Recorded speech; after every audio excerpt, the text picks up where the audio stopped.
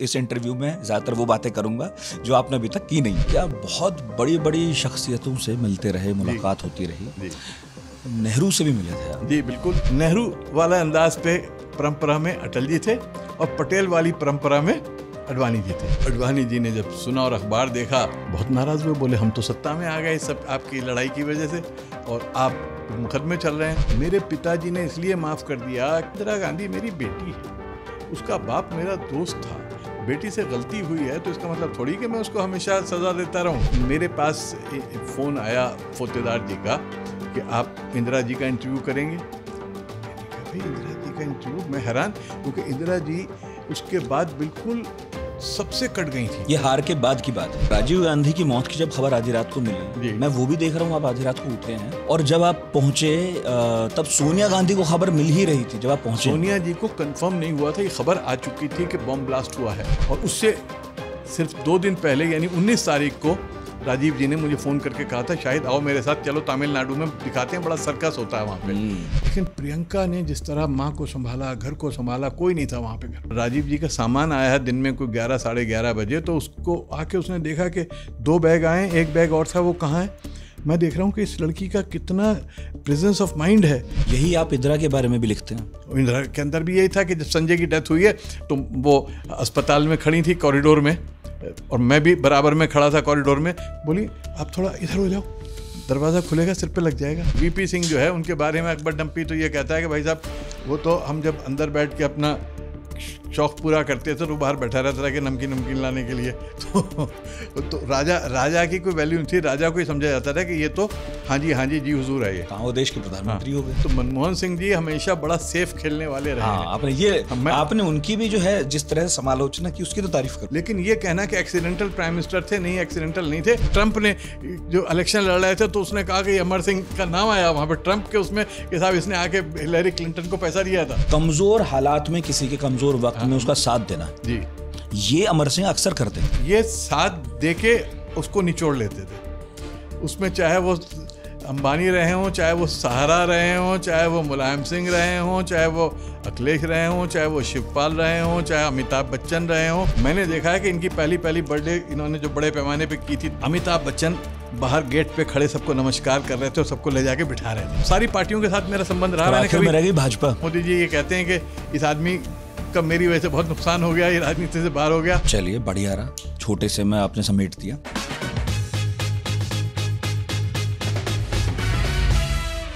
आज हमारे जो मेहमान हैं उनका इंट्रोडक्शन यूँ तो काफ़ी लंबा चौड़ा है। रोज़ ऐसे मेहमान पढ़ाकू नितिन में आते नहीं हैं, लेकिन फिर भी कुछ हद तक कोशिश करूंगा आपको समझाया जाए कि वो कौन है। वैसे मोन्टाज से देख के आपने आइडिया लगा लिया है कि हमारे साथ हैं आई विटनेस किताब लिखने वाले शाहिद सिद्दीकी साहब, पूर्व सांसद हैं, पत्रकार भी हैं। पत्रकार ही हैं। पत्रकार कभी पूर्व नहीं होता, तो पत्रकार तो हैं ही। आपके परदादा बंगाल के नवाब सिराजुद्दौला के दरबार में थे। 1757 में जब प्लासी का युद्ध हुआ, जो बड़ा युद्ध था जिससे बहुत बड़ा शिफ्ट आया हिंदुस्तान की हिस्ट्री में, उसके बाद वो दरबार छोड़कर गाजीपुर चले आए यूपी में। और आपके जो दादा थे वो ब्रिटिश पुलिस में थे। नजीबाबाद की तरफ एक बड़ा डाकू था सुल्ताना, काफ़ी चर्चित, उसे पकड़वाने में उनकी काफ़ी अहम भूमिका थी, जिसके चलते उन्हें इनाम के तौर पर अंग्रेज़ों ने कुछ ज़मीनें दी गाजीपुर में ही। और फिर आपके पिताजी हुए जो एकदम अपने मूड में अपने बाप से एकदम अलग थे, पक्के राष्ट्रवादी। उन्हें ना पाकिस्तान पसंद था, ना उन्हें वो पढ़ाई लिखाई पसंद थी जो अंग्रेजी स्कूलों में हो रही थी। और उनके 2 क्लासमेट थे जिनका जिक्र आपने किया है, जो बाद में एक तो सिप्ला के मालिक हुए और दूसरे जाकिर हुसैन जो देश के राष्ट्रपति भी हुए। आपके पिताजी को विदेश जाने का मौका मिला, जहाज़ में से कूद कर लौट आए और फिर चले गए देवबंद मदरसे में पढ़ाई लिखाई की और वहीं पर अपना एक अखबार निकाला, नाम था महाजिर। 1940 के दशक में जब मुस्लिम लीग का प्रोपेगेंडा ध्वस्त करना चाहा कांग्रेस ने, 1920 अखबार निकाला था। और 40 में जब मुस्लिम लीग अपने चरम पर आने लगी तब लाहौर जाके तब उन्हें कांग्रेस ने याद किया। कांग्रेस ने उन्हें याद किया और पहला वहाँ से अखबार निकाला मुस्लिम लीग के खिलाफ, और जिसमें मुस्लिम लीग और जो टू नेशन थियोरी और जो आइडिया ऑफ पाकिस्तान है उसके खिलाफ उन्होंने वहाँ पे पूरा आंदोलन चलाया लाहौर में रहकर जी। और फिर जब 1947 में फाइनली देश का बंटवारा हुआ तो कहने की बात नहीं है, उन्होंने हिंदुस्तान चुना, दिल्ली चुनी, और वहीं पैदा हुए शाहिद सिद्दीकी साहब। आपके बाकी भाई बहन देवबंद में पैदा हुए, लेकिन आप हुए एकदम, और वो भी 15 अगस्त को पैदा हुआ, 15 अगस्त 1950 जी। मैं अक्सर कहता हूं सर, एक तो आपका स्वागत है जी, और अक्सर ये बात कहता हूं कि ऐसे लोग अब हमारे बीच में जो बचे हैं जिन्होंने ये पूरा दौर देखा है आज़ादी के बाद से लेकर आज तक का जी, वो अपने आप में किताब है। उनके साथ जितना वक्त बिताया जाए उतना कम है जी, क्योंकि किताबों को तो पढ़ना पड़ रहा है। आप लोग तो पत्रकार हैं, आपने अपनी दृष्टि से सब देखा है, महसूस किया है। आपके साथ तो जितनी बात हो वो एक एक किताब से कम, मतलब बहुत ज़्यादा है। और ये किताब सर लिखने के लिए बहुत बहुत शुक्रिया, अग्रिम शुक्रिया जी। बहुत कम किताबें ऐसी आई हैं जो मैं दिन रात करके पढ़ता रहा, छूटी नहीं वो। कल मैं फेसबुक पर भी लिख रहा था जी। आपके यहाँ शुरू से सेलिब्रिटीज का तांता लगा रहता था जी। बचपन में जिगर मुरादाबादी, हबीब तनवीर, मैं नाम पढ़ रहा था, MF हुसैन, गुलजार, सब आपके पिताजी के दफ्तर में आते रहते थे जी। और उस पुरानी दिल्ली में आपका वक्त गुजरा है जहाँ आज भी हम सैटरडे संडे जब ऑफ होता है तो जाकर वक्त बिताना पसंद करते हैं जी। बचपन से शुरू करता हूँ। इंटरव्यू आप बहुत दे रहे हैं, बहुत बातें कर रहे हैं। इस इंटरव्यू में ज़्यादातर वो बातें करूँगा जो आपने अभी तक की नहीं है जी। कैसा दौर था वो, कैसी दिल्ली? देखिए, बड़े मज़े का दौर था। मैंने उसको कहा मैजिकल वर्ल्ड ऑफ बल्ली मारान, यानी जिसको गुलजार बार बार बल्ली मारान की बात करते हैं ना, दरीबे से बल्ली मारान तक। तो उस बल्ली मारान की गलियों में मैं पैदा हुआ, वहाँ पे मेरी आँख खुली और वहाँ मैंने ज़िंदगी को देखा। और वहाँ उस वक्त वो दिल्ली की आर्ट का, कल्चर का, तहजीब का केंद्र बन गया था। और इत्तेफाक ये था कि मेरा दफ्तर जो था नई दुनिया का, बड़ी सी एक हवेली थी और उस हवेली में ये शाम का अखबार था। तो दोपहर तक ख़त्म हो जाता था, दफ्तर खाली हो जाता था, और शाम के और जितने राइटर हैं, पोएट हैं, वो शाम को खाली होते थे। तो सबको अड्डा करने के लिए नई दुनिया का दफ्तर मिल जाता था। तो ये सारे जितने आपने नाम लिए, गुलजार साहब थे, MF हुसैन थे, हबीब तनवीर थे। हबीब तनवीर अपनी पूरी मंडली लेके आते थे, जो ट्राइबल्स को उन्होंने आर्ट पहली बार थिएटर में लाए, जो मध्य प्रदेश के और उत्तराखंड छत्तीसगढ़ के जो ट्राइबल्स थे उनको पहली बार उनसे ड्रामा कराते थे, उनके डांस और म्यूज़िक के साथ। तो उनको रहने की जगह नहीं मिलती थी, तो मेरी छत जो थी उसमें कम से कम 40-50 बंगले पड़े हुए थे। वो उनको बिछा के वहीं पे वो सो जाते थे और अगले दिन वहीं खाना पीना। तो हमने बचपन से वो देखा। और जैसे मैंने इसमें लिखा है कि मज़े का ये होता था कि एक कमरे में तो मौलवी जमा है और बहस हो रही है कि इस्लाम में क्या कमी है और कैसे। एक कमरे में बहस हो रही है कि पाकिस्तान जाना चाहिए कि हिंदुस्तान में रहना चाहिए। एक में कम्युनिस्ट पार्टी वाले जमा हैं और वो हो रहा है कि ये क्लास कैरेक्टर क्या है पंडित नेहरू और उस क्लास कैरेक्टर में क्या कमी है। चौथे में कुछ और हो रहा है, थिएटर की रिहर्सल हो रही है, कोई प्ले जो होना है। इप्टा के सारे लोग जमा रहते थे, इंडियन पीपल्स थिएटर एसोसिएशन के, लिटिल थिएटर ग्रुप के। तो वो सारे जमा है और हम जो है छोटे छोटे उसी में खेलते थे, भागते दौड़ते थे, कुछ सुनते थे। अच्छा, मुझे बचपन से ये सब बातें सुनने का बहुत शौक़ था और उसे मैं एब्जॉर्ब करता था, अपने अंदर निचोड़ लेता था। तो वो मैंने सुना, मैंने देखा, तो मैं समझता हूँ कि मैं बड़ा खुशनसीब हूँ, बड़ा भाग्यशाली हूँ कि मुझे इन सारे लोगों को देखने का, सुनने का, समझने का मौका मिला। और शायद वही जो है कहीं इस किताब के अंदर मैंने लाने की कोशिश की है। वो जो जादू था उस माहौल के अंदर, उसको मैंने यहाँ पे जगाने की कोशिश की है। लेकिन मुझे पढ़कर थोड़ी हैरानी हुई जी कि आप तो 50 में पैदा हुए और मेरा ख्याल है 10 साल की उम्र तक आपने होश संभाला होगा, यानी 60 तक। आप उसमें लिख रहे हैं कि काफ़ी बात तक भी लोगों के बीच में चर्चा होती रही कि अब भी क्या पाकिस्तान चले जाना चाहिए जी। तो हमारी पीढ़ी को नहीं मालूम है कि ये डिलेमा कब तक लोगों के दिमाग में। मैं इसलिए पता है कि कितने मेरे दोस्त थे ऐसे कि जो रात में तो हम खेल रहे हैं सड़क पे, आँख में चोली, और सुबह पता लगा कि गायब है। वो कहाँ चले गए? पार चले गए। पार चले गए का मतलब बॉर्डर पार चले गए। तो लोगों में कुछ तो ऐसा हुआ था कि कुछ तो फौरन गए, कुछ आहिस्ता आहिस्ता गए, कुछ डर से गए, कुछ प्लान करके गए, कुछ तो इस तरह का ये चलता रहा। कुछ को लगा कि हमारा यहाँ भविष्य नहीं है, नौकरी वोकरी अब मिलने वाली नहीं, कुछ होगा नहीं, तो हमें यहाँ से चले जाना चाहिए। तो ये एक जो है मैंने देखा। और कुछ ऐसा भी हुआ, जैसे मेरे एक बहुत परिवार के बहुत करीबी मेरे परिवार था और जिनसे बहुत ही ज़्यादा मेरी बहनों का और हमारा सबका निकट संबंध था। तो उनमें से एक लड़की जो थी उसका अफेयर हो गया एक नॉन मुस्लिम लड़के से, और वो उनके पार्टनर थे, जो हमारे, मैं नाम नहीं ले रहा किसी का, वो भी बहुत बड़े आदमी थे, और जो उनके पार्टनर थे वो भी बहुत बड़े नेता थे, वो पार्टनर थे उनके बिजनेस में। उनके लड़के से अफेयर हो गया और माँ बाप ने घबरा के कि ये शादी कर लेगी, वो रातों रात सब कुछ बेच बाज के पार्टनर के हवाले करके, क्योंकि दोनों तरफ से नहीं चाहते थे ये शादी हो। तब तो और मुश्किल हालात। लड़के वाले भी नहीं चाहते थे और लड़की वाले भी नहीं चाहते थे। तो लड़के वालों ने उनका सारा खरीद लिया कारोबार और कहा कि तुम जाओ। वो रातों रात गायब हो गए पाकिस्तान। तो मैं अभी कनाडा गया था, तो आज 60-70 साल बाद मुझे उन लोगों का नाम निशान पता लगा। जब से मैं 1960-62 से मैं उनको ढूंढ रहा था कि वो कहाँ गए, क्योंकि मेरा बचपन उनके साथ बहुत ही ज़्यादा करीब गुजरा था। उसमें एक लड़की थी अंजुम, जो मेरी बहुत बचपन की दोस्त थी, जिसके साथ हम पढ़ते थे, लिखते थे, एक स्कूल में पढ़ते थे, एक क्लास में पढ़ते थे। तो मैं अब जाके उनका पता लगा पाया कि वो लोग कहाँ हैं, क्योंकि उसके बाद पता नहीं लगा। तो ये सब हुआ है। आपके पिताजी को भी ऑफर था पाकिस्तान से, बार बार आए कि आप आ जाइए, जी, वो गए नहीं। ऑफर क्या था, मेरे पिताजी लाहौर में थे, लाहौर में घर था, उनके पास सब कुछ था, वो चाहते तो वहीं पे यहाँ से भाग रहे थे। इतनी क्लैरिटी, लेकिन वो टू नेशन थ्योरी के खिलाफ थे। मेरे बाप एक काम करते थे, बड़े मज़े की बात बताऊँ, जो किताब मैंने लिखी है, कि कहीं पे भी मुस्लिम लीग का जलसा होता था तो मेरे बाप उस जलसे में घुस जाते थे और कहते थे भाई साहब मुझे भी कुछ कहना है। तो उन्हें लगता था कि ये पब्लिक तो सारी मुस्लिम लीग के सपोर्ट में है, यूपी के खासतौर पर बिजनौर वगैरह के इलाके में। तो वो कहते थे अच्छा मौलवी साहब को भी कहने दो 5 मिनट। तो 5 मिनट जब बोलना शुरू करते थे तो बहुत ही ज़बरदस्त स्पीकर थे और इतना ज़बरदस्त बोलते थे कि वहाँ पे हंगामा हो जाता, मुस्लिम लीग वालों को उठा के फेंक दिया जाता था। तो मेरे बाप तो घूम घूम के मुस्लिम लीग के खिलाफ आंदोलन चलाते थे। और मौलवी थे, देवबंद के मौलवी थे, मौलाना थे, बहुत बड़े आलिम थे, लेकिन वो ज़बरदस्त एंटी टू नेशन थ्योरी थे, एंटी जिना थे, एंटी पाकिस्तान थे और गांधी जी के ज़बरदस्त फॉलोअर। शाही साहब, मैं पॉडकास्ट से पहले बात कह रहा था, अच्छा है जिक्र आ गया। देवबंद का वाकया जो है, देवबंद की जब भी बात होती है, एक तो लंबा दौर रहा जब उसके फतवों की चर्चा बहुत हुई, बड़ा नेगेटिव रहा देवबंद।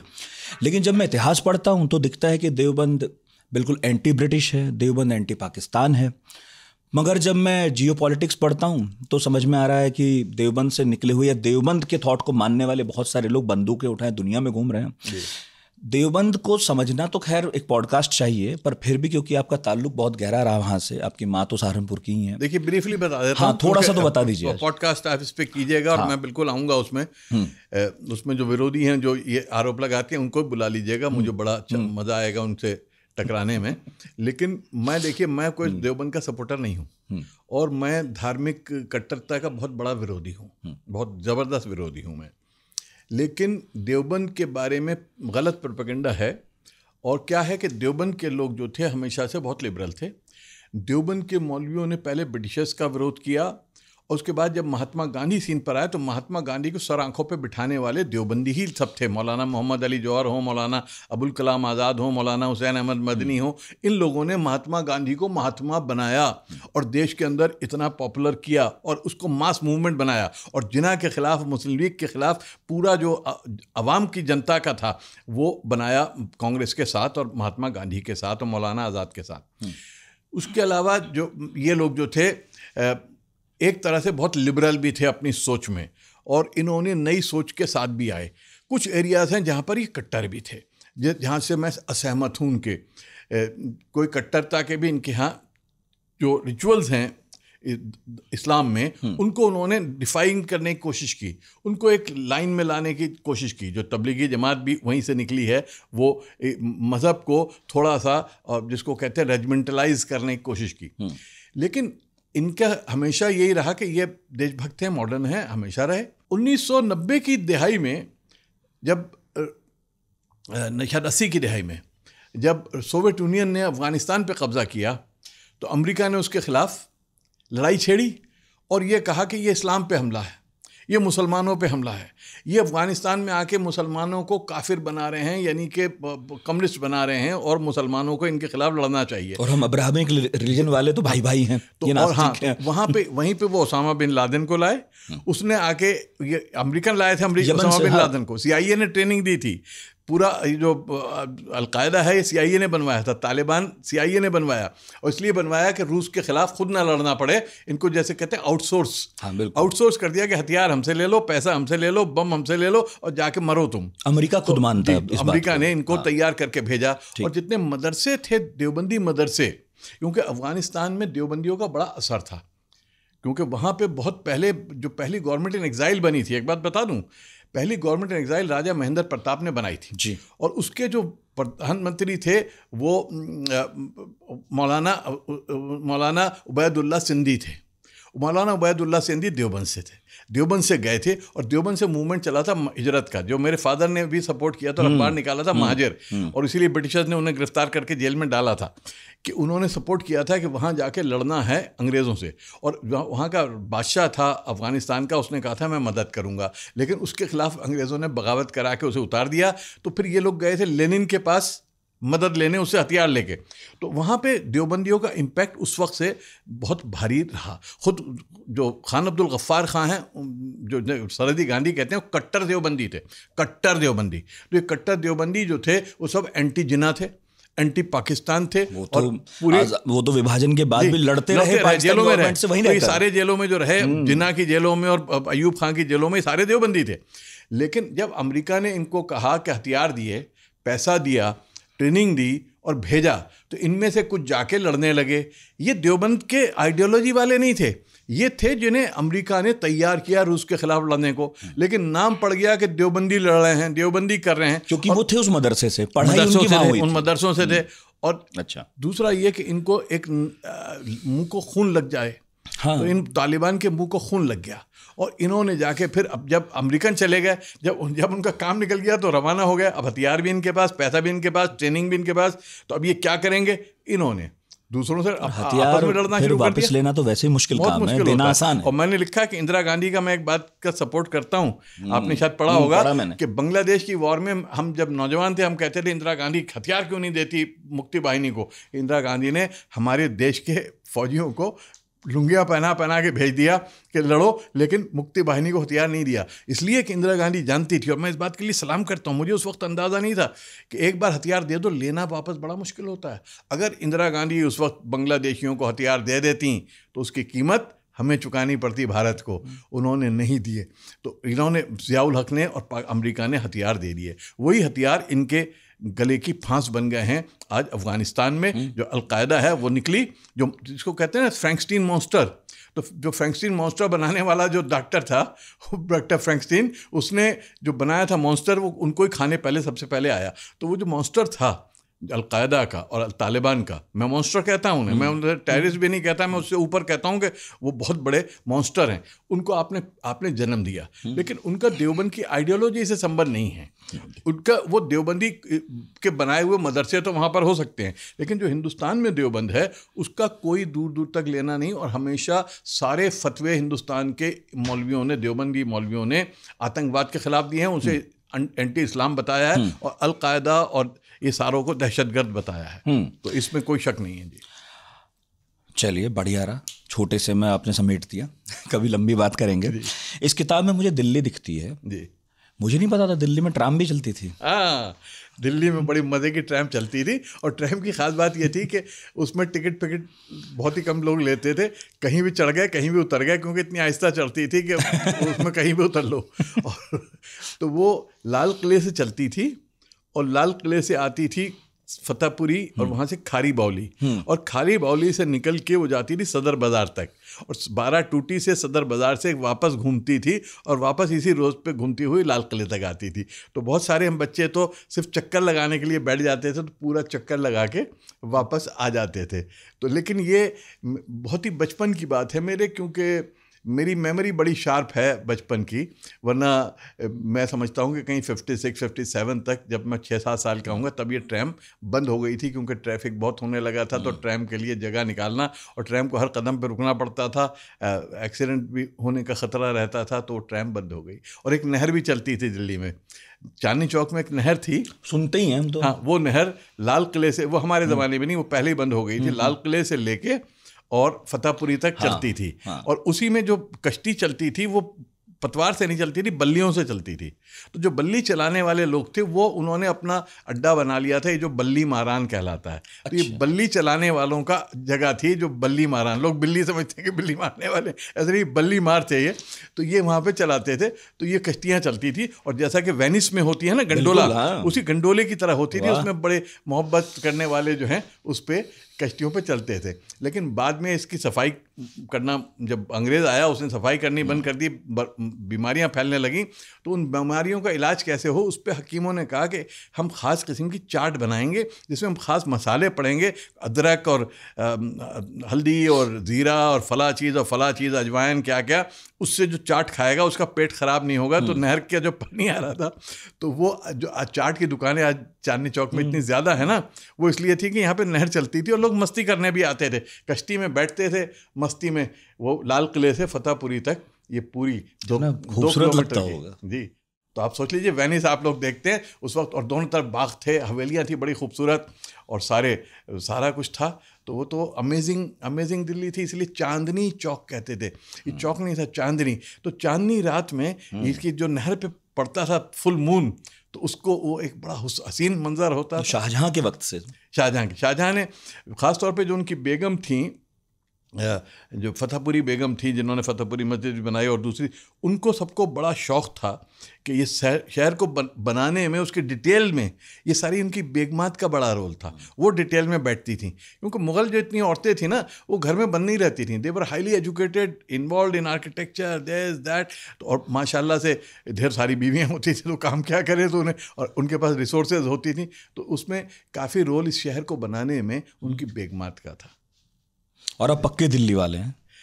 मैं साहब यूपी वाला हूँ। मेरे बाप तो गाज़ीपुर से यूपी में, और मेरी माँ जो है सहारनपुर से, और राजनीति मैंने हमेशा यूपी की है, यूपी वालों के लिए लड़ा, लेकिन पैदा दिल्ली में हुआ। दिल्ली वालों को एज अ आउटसाइडर मैंने ज़्यादा ऑब्जर्व किया, तो इसलिए मैं ज़्यादा दिल्ली को समझता हूँ, और दिल्ली की गलियों से मोहब्बत मुझे बहुत। लेकिन दिल्ली में रहने का एक फ़ायदा आपको ज़रूर मिला कि आप बहुत बड़ी बड़ी शख्सियतों से मिलते रहे, मुलाकात होती रही। नेहरू से भी मिले थे आप? जी बिल्कुल, क्योंकि मेरे पिताजी को पता नहीं क्या शौक था, मैं उनके बुढ़ापे की पैदावार था। यानी आखिरी बच्चा था, 50-55 साल थी। जब वो 55 साल के थे तब मैं पैदा हुआ। तो वो मुझे, अपने बड़े भाइयों को तो सब डर के छुप जाते रहे अब्बा को देख के, लेकिन मुझे वो शेरवानी, काली शेरवानी थी मेरी, इसमें फोटो में एक हो भी बैठा हुआ है काली शेरवानी में मैं, तो वो मुझे अपने साथ ले जाते थे जहाँ भी जाते थे। तो चाहे गोविंद वल्लभ पंत थे, चाहे मौलाना आज़ाद थे, चाहे दूसरे लोग थे, और पंडित नेहरू को हम लोग मोहब्बत बच्चे करते रहे, चाचा नेहरू थे, तो उनके पास ले गए थे। वो मेरी ज़िंदगी का एक बहुत ही अहम दिन था। और चाचा नेहरू ने मुझे देखते ही जिस प्यार से कहा, अरे छोटे मौलाना, ये शेरवानी कहाँ से सिलाई, मुझे चाहिए ये शेरवानी, सिलवा दो हमारी भी। तो वो मुझे आज तक याद है। और वो चॉकलेट भी याद है जो गोविंद वल्लभ पंत ने मुझे पहली बार दी थी। तो पहली बार मैंने चॉकलेट खाई थी, उस वक्त हिंदुस्तान में चॉकलेट नहीं आती थी, स्विट्ज़रलैंड से बाहर से आती थी, तो उनके पास कहीं से आती थी, उन्होंने खिलाई। तो आज भी जब चॉकलेट खाता हूँ तो मुझे कौन याद आता है, वो वॉलरस मुछो वाले गोविंद वल्लभ पंत याद आते हैं, जबकि आज के लोग भूल गए कि कौन थे गोविंद वल्लभ पंत। कितने बड़े लीडर थे वो, इतना बड़ा कद्दावर नेता, कितना बड़ा नेता।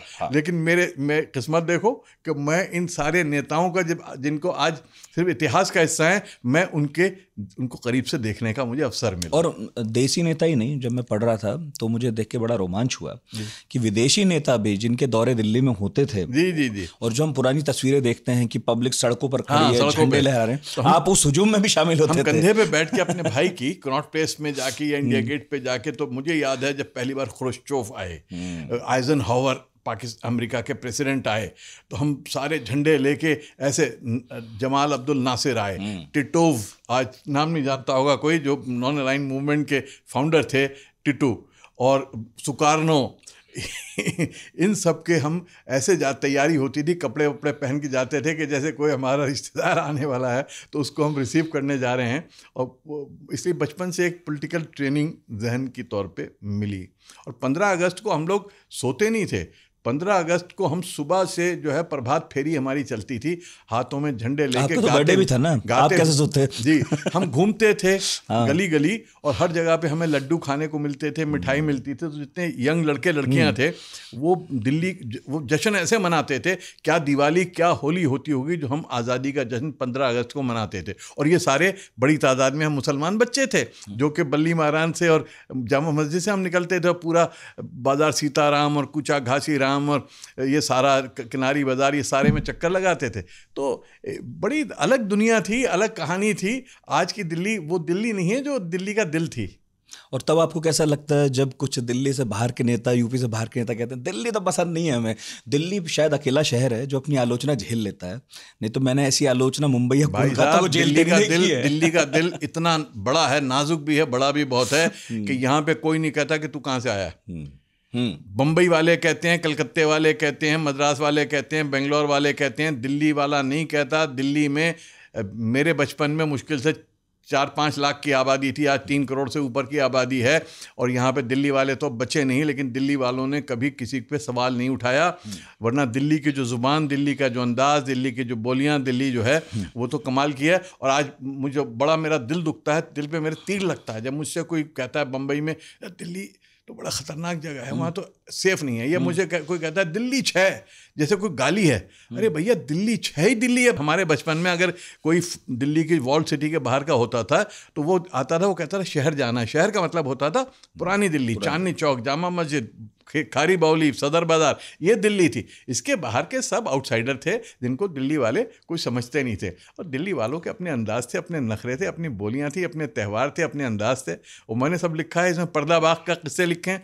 मतलब अगर जो दिल्ली को भी जानना चाहते हैं, मेरी किताब की राजनीति छोड़ो, राजनीति मत पढ़ो, मेरी दिल्ली के 2-3 चैप्टर पढ़ लो, दिल्ली जान जाओगे। फिर आके मुझसे बात करो, मैं घंटों दिल्ली पे बात कर सकता हूँ। एक सिर्फ पर्दा बाग के ऊपर आप एक पूरा एपिसोड कर सकते हैं। पर्दा बाग होता क्या था, जिसमें हिंदू मुसलमान औरतें आके साथ में मिलकर भजन गाती थीं, त्यौहार मनाती थीं, मिठाइयाँ बनाती थीं, एक्सचेंज करती थीं, अपने खाने बना के लाती थीं। और वहाँ मर्द नहीं घुस सकते थे, सारी औरतों का राज था। हाँ, वहाँ पे उनका पूरा बादशाहत होती थी, नाच रही हैं, गा रही हैं, दौड़ रही हैं, किसी को परवाह नहीं दुपट्टा कहाँ है और साड़ी कहाँ है। हम छोटे छोटे बच्चे के बाद तीसरे दिन बहुत वो अलग जुटता था, वो अलग, मतलब वो दिल्ली, वही मैं कह रहा हूँ जो आपने वाकये लिखे हैं ना, ये दिल्ली की कल्पना करना अभी बहुत मुश्किल। और आप ये सोचिए कि मैंने इस पूरी हिस्ट्री को, जिस पे एक किताब लिखी जा सकती है, मैंने 2 चैप्टर्स में समेट दिया है। तो इसमें बड़े भारी मन से इसमें नहीं, लेकिन आप इसमें मेरी दाद भी दीजिए कि जिसको कहते हैं दरिया को, सागर को गागर में जोड़ दिया। तो मैंने नहीं, लेकिन पूरी एक किताब लिखिएगा आप, इसके ऊपर मैं किताब लिखूं तो वो अपने आप में कमाल की होगी। लिखनी चाहिए आपको। दिल्ली की कोई तहजीब नहीं, ये कहा जाता है। तो मुझे लगा कि आपके इतने इंटरव्यू हो रहे हैं इस किताब पर, कोई बात ही नहीं कर रहा है इस बारे में। तो नहीं, लेकिन हो सकता है इसलिए नहीं कर रहा, कोई दिल्ली वाला नहीं है। कलकत्ता के टेलीग्राफ ने मेरा जो छापा है पहला, वो बल्ली मारान, मेरा एक्सेप्ट उसी के छापे। और अपना जो वो ठाकुर है एडिटर, क्या नाम है, अरे तो उन्होंने किताब पढ़ के मुझे फ़ोन आया, बोले यार कमाल की है ये दिल्ली का, तुमने क्या लिखा है, मुझे इसको छापना है। मैंने कहा मेरा पॉलिटिकल लिखो ना। बोले नहीं, पॉलिटिकल तो बहुत करते रहते हैं, मैं इसको करूँगा। तो उन्होंने टेलीग्राफ में पूरा मेरा 1 पेज का उसको लिया है, दिल्ली वाले पोर्शन को। लेकिन यही दिल्ली वाला लड़का फिर एक बार हिंदुस्तान घूमने निकला, हिच हाइकिंग करते हुए, और मैं वो वाक़या सुनना चाहता हूँ जब आपका एनकाउंटर होने वाला था। भाई साहब, आप बिल्कुल अलग मज़े की बातें कर रहे हैं, मुझे अलग दुनिया में ले जा रहे हैं। वही देखिए, मैं जब 17-18 साल का था तो मैंने कहा कि मैं हिंदुस्तान को महसूस करना चाहता हूँ, यहाँ पे भी और अपने पैरों के छालों में भी। तो ऐसा दिमाग था, आप सोच लीजिए, बहुत कम उम्र से। और मेरे पिताजी भी कमाल के थे, बोले हाँ बेटा चले जाओ। हमने कहा हम पैदल निकलेंगे, हिचाइकिंग करेंगे, कहीं लिफ्ट मिल जाएगी तो चलेंगे, वरना नहीं। और उन्होंने ये नहीं कहा कि ख़तरनाक है। आप सोचो, आज से 60 साल पहले, बिल्कुल 1970 में इस तरह से निकल जाना। सड़कों पे लाइट नहीं थी, सड़कें नहीं थी, बुरा हाल था। लोग दिन के टाइम निकलते हुए डरते थे, हम तो इस तरह से। लेकिन मेरे पिताजी ने एक बार नहीं कहा कि भाई साहब ख़तरा है बेटा। और न ये सोचा कि मुसलमान है तो कोई ख़तरा है, नहीं, कोई ख़तरा नहीं था। हम निकले और यहाँ से चलते हुए हम हिचहाइकिंग करते हुए, कभी लिफ्ट मिल जाती रही, कोई ट्रक व्रक वाला, गाड़ी वाले तो देते नहीं, ट्रक वाले कभी कभी दे देते थे। हम कलकत्ता पहुँचे, कलकत्ता से हम जो है मद्रास, जो उस वक्त अब चेन्नई कहलाता है, उसके रास्ते पर उड़ीसा के रास्ते से होते हुए, चिल्का लेट से होते हुए हम आंध्रा में एंटर किए। तो आंध्रा में जो है उस वक्त काफ़ी नक्सल मूवमेंट वहाँ पे चल रहा था। तो ये क्या नाम था इस जगह का, भूल गया मैं, दिमाग से निकल गया, किताब में है। हाँ, वो वहाँ पे जब हम पहुँचे तो हमारा क्या था कि हम पुलिस स्टेशन खुद जाते थे। हाँ। और पुलिस स्टेशन में हम मोहर लगवाते थे अपनी डायरी में, ताकि सबूत रहे कि हम आए थे यहाँ पर। और दूसरा ये, अक्सर हमें और लोग तो डरते थे हमें सुलाते हुए पुलिस स्टेशन में, हम कहते थे यहीं सो जाएं, तो हम वहीं पे थाने में एक तरफ अपना बैग सर के नीचे रख के सो जाया करते थे। तो लेकिन एक पुलिस स्टेशन में जब पहुँचे हम, श्रीकाकुलम में, तो वहाँ के थानेदार साहब जो थे, उनको कुछ दिमाग में था कि उन्हें नक्सलाइटों को पकड़ना था, उनको मिला हुआ था ऊपर से टास्क, इतने पकड़ने हैं, इतने पकड़ने हैं। उन्होंने कहा यार ये तो अच्छे हाथ में आए हैं, इनको हम काम करते हैं। तो ये हुआ कि इनका इनकाउंटर कर दो। तो हमें वो जंगल में रात को 4 बजे हमसे गाड़ी में बिठा के और 2-3 गाड़ियों में हमें ले गए जंगल में, और हमें पता लग गया कि हमारा तो अब हम मारे जाएंगे। तो मैं आपको बताऊं कि अजीब फीलिंग होती है उस वक्त। एहसास नहीं था हमें कि मरना क्या है और मर जाना क्या है। हमें सिर्फ ये फिक्र थी कि हमारे घर वालों को कैसे पता लगेगा कि हम मर गए। तो एक बूढ़ा पुलिस वाला था जो हमारे साथ जीप में बैठा था। हमने कहा भाई साहब ये हमारा सब सामान ले लेना, तुम सामान कुछ भी नहीं था, एक जीन्स थी, एक और 1-2 कपड़े थे, ये ले लेना, लेकिन हमारे घर पे हम लिख लो, आप हमारे घर में ये भेज देना कि हम मारे गए। हमें ले गए जंगल में और हमसे दौड़ने के लिए कहा। तो हमें एक बात थी कि दौड़ना नहीं है। हमने उस वक्त चिपको आंदोलन चलता था, उसके बारे में काफ़ी पढ़ा था, क्योंकि हम तो बड़े अवेयर लोग थे ना, स्टूडेंट सब लाइफ से ही। तो हम पेड़ से चिपट गए और वो पुलिस वाले जो हैं वो भाग। अब पीछे से हमें लग रहा है कि अब गोली आने वाली है, हम मरने वाले हैं। वो एक 4-5 मिनट का ऐसा फीलिंग थी कि बस आप ना जिंदा हो ना मुर्दा हो, बीच में खड़े हो कहीं। लेकिन अचानक 10 मिनट हो गए, 15 मिनट हो गए, कोई नहीं। हमने पलट के देखा तो सब बंदूकें नीचे खड़के करके, क्या हुआ ये कि हमें ज़िंदा रहना था। तो उस एरिया का जो DIG थे वो रात को कहीं से लौट रहे थे, तो उस पुलिस स्टेशन पे रुके कि मैं टॉयलेट चला जाऊं। उन्हें अपने घर जाना था, वो वहाँ पे रुके। जब वहाँ पे रुके तो पता लगा कि सारे तो गायब हैं, कहाँ गए जी, कोई पकड़े हैं इनकाउंटर करने। तो उन्होंने कहा अच्छा, तो वो वॉकी टॉकी पे इत्तला करो, मैं आऊँगा, मैं आके देखूँगा, अभी ना करें। तो वो पहुँचे वहाँ पे। आप ये सोचिए उस वक्त भी कैसे एनकाउंटर होते थे शरीफ लोगों के। ये मैं तब की बात बता रहा हूँ आपको, 1970 की।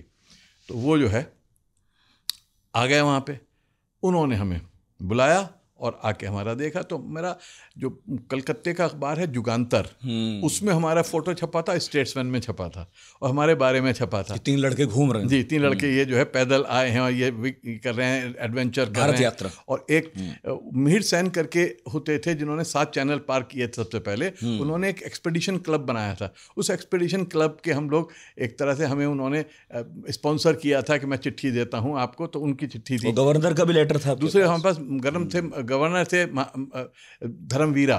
धर्मवीरा जो गवर्नर थे बंगाल के, उन्होंने भी एक लेटर दिया था। वो मेरे पिताजी को भी जानते थे। उन्होंने हमें गवर्नर हाउस में बुला के हमें चाय वाय पिलाई और हमें एक चिट्ठी दी। तो वो चिट्ठी उसने देखी, तो पढ़ा लिखा IPS ऑफिसर था। उसने दी इनको गालियाँ और कहा कि ये लड़के तो बड़े कमाल के एडवेंचरस हैं, ये हैं। तो आप ये सोचिए कि वो जीवन में इतना बड़ा मैंने सबक सीखा कि ज़िंदगी और मौत में कोई अंतर नहीं है। और उस आधे घंटे में मैंने इतना सीख लिया कि जीवन के बाकी 60 साल में नहीं सीख पाया। कि वो अभी हम मौत के मुंह में खड़े हैं। उन्होंने कहा मेरी गाड़ी में बिठाओ, एम्बेसडर गाड़ी थी उनकी, उसमें बिठा के अपने घर ले गया। उनके घर में जाके हमें जो है नहाने के लिए टब वब दे दी गई। पहली बार हम टब में नहाए। पुराने स्टाइल का, ब्रिटिश स्टाइल का बंगला था उसके अंदर। और उनकी जो लड़कियां थीं वो सारी हमें घेर के बैठ गई, ऑटोग्राफ ले रहे हैं हमारा। और हमें इडली, पहली बार हमने वहाँ पे इडली सांभर खाया। और वो सारा जीवन का, तो ये बड़े मज़े का एक्सपीरियंस जो है वो हुआ कि ज़िंदगी और मौत में कोई फ़र्क नहीं है। लेकिन हाँ, उस वक्त जब आपके सामने मौत खड़ी है, उस वक्त जितना आप सीखते हो वो पूरा जीवन ज़िंदगी में नहीं सीखते। वो आधा घंटा मौत का जो है पूरी जिंदगी पे भारी होता है। ये तो आपने ये भी लिखा है कि कई बार तो हम थाने में लुट जाते थे, जबकि आम लोगों के घर पे हमें ऐसा कोई डर महसूस नहीं होता था। इनफैक्ट एक बार तो आपको डाकुओं ने पकड़ लिया था। डाकुओं ने पकड़ा हमें और कहा कि उल्लू के पट्टे हो, यहाँ पे घूम रहे हो। रात को हम चलते थे क्योंकि गर्मी बहुत थी, तो हम रात को चलते थे। तो उन्होंने हमें सत्तू दिया और हमें चाय पिलाई और डांट वांट के हमें भगा दिया कि जाओ। और पुलिस वालों ने हमारा जो है उसमें से बैग में से सामान निकाल लिया, सामान चोरी कर लिया। तो एक चीज़ और हमने सीखी कि भाई साहब चेहरे पे मत जाओ, पुलिस भी लुटेरी हो सकती है और डाकू भी इंसान हो सकता है, दिल वाला हो सकता है। यात्राएं बहुत सिखाती, बहुत बहुत बहुत। और यात्रा ऐसी जिसमें हम पैदल जाने की हमारी वजह ये थी कि हम देश को जानना चाहते थे। गाड़ी में बैठ के, ट्रेन में बैठ के आप देश को नहीं समझ पाते। तो मैं अगर कहूँ कि पहला पदयात्री मैं था, उसके बाद चंद्रशेखर जी ने किया होगा, उसके बाद आज राहुल गांधी ने किया होगा। लेकिन और हम जो कर रहे थे वो उस वक्त था जब कुछ नहीं था, और हम किसी पब्लिसिटी के लिए नहीं कर रहे थे, राजनीति के लिए नहीं कर रहे थे, हम अपने लिए ये यात्रा कर रहे थे। सही बात है।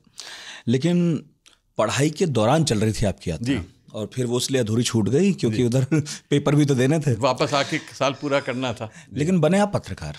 बनने को तो बहुत कुछ बन सकते थे। हाँ, इसलिए पत्रकार बना कि मैं अखबार के दफ्तर में पैदा हुआ था।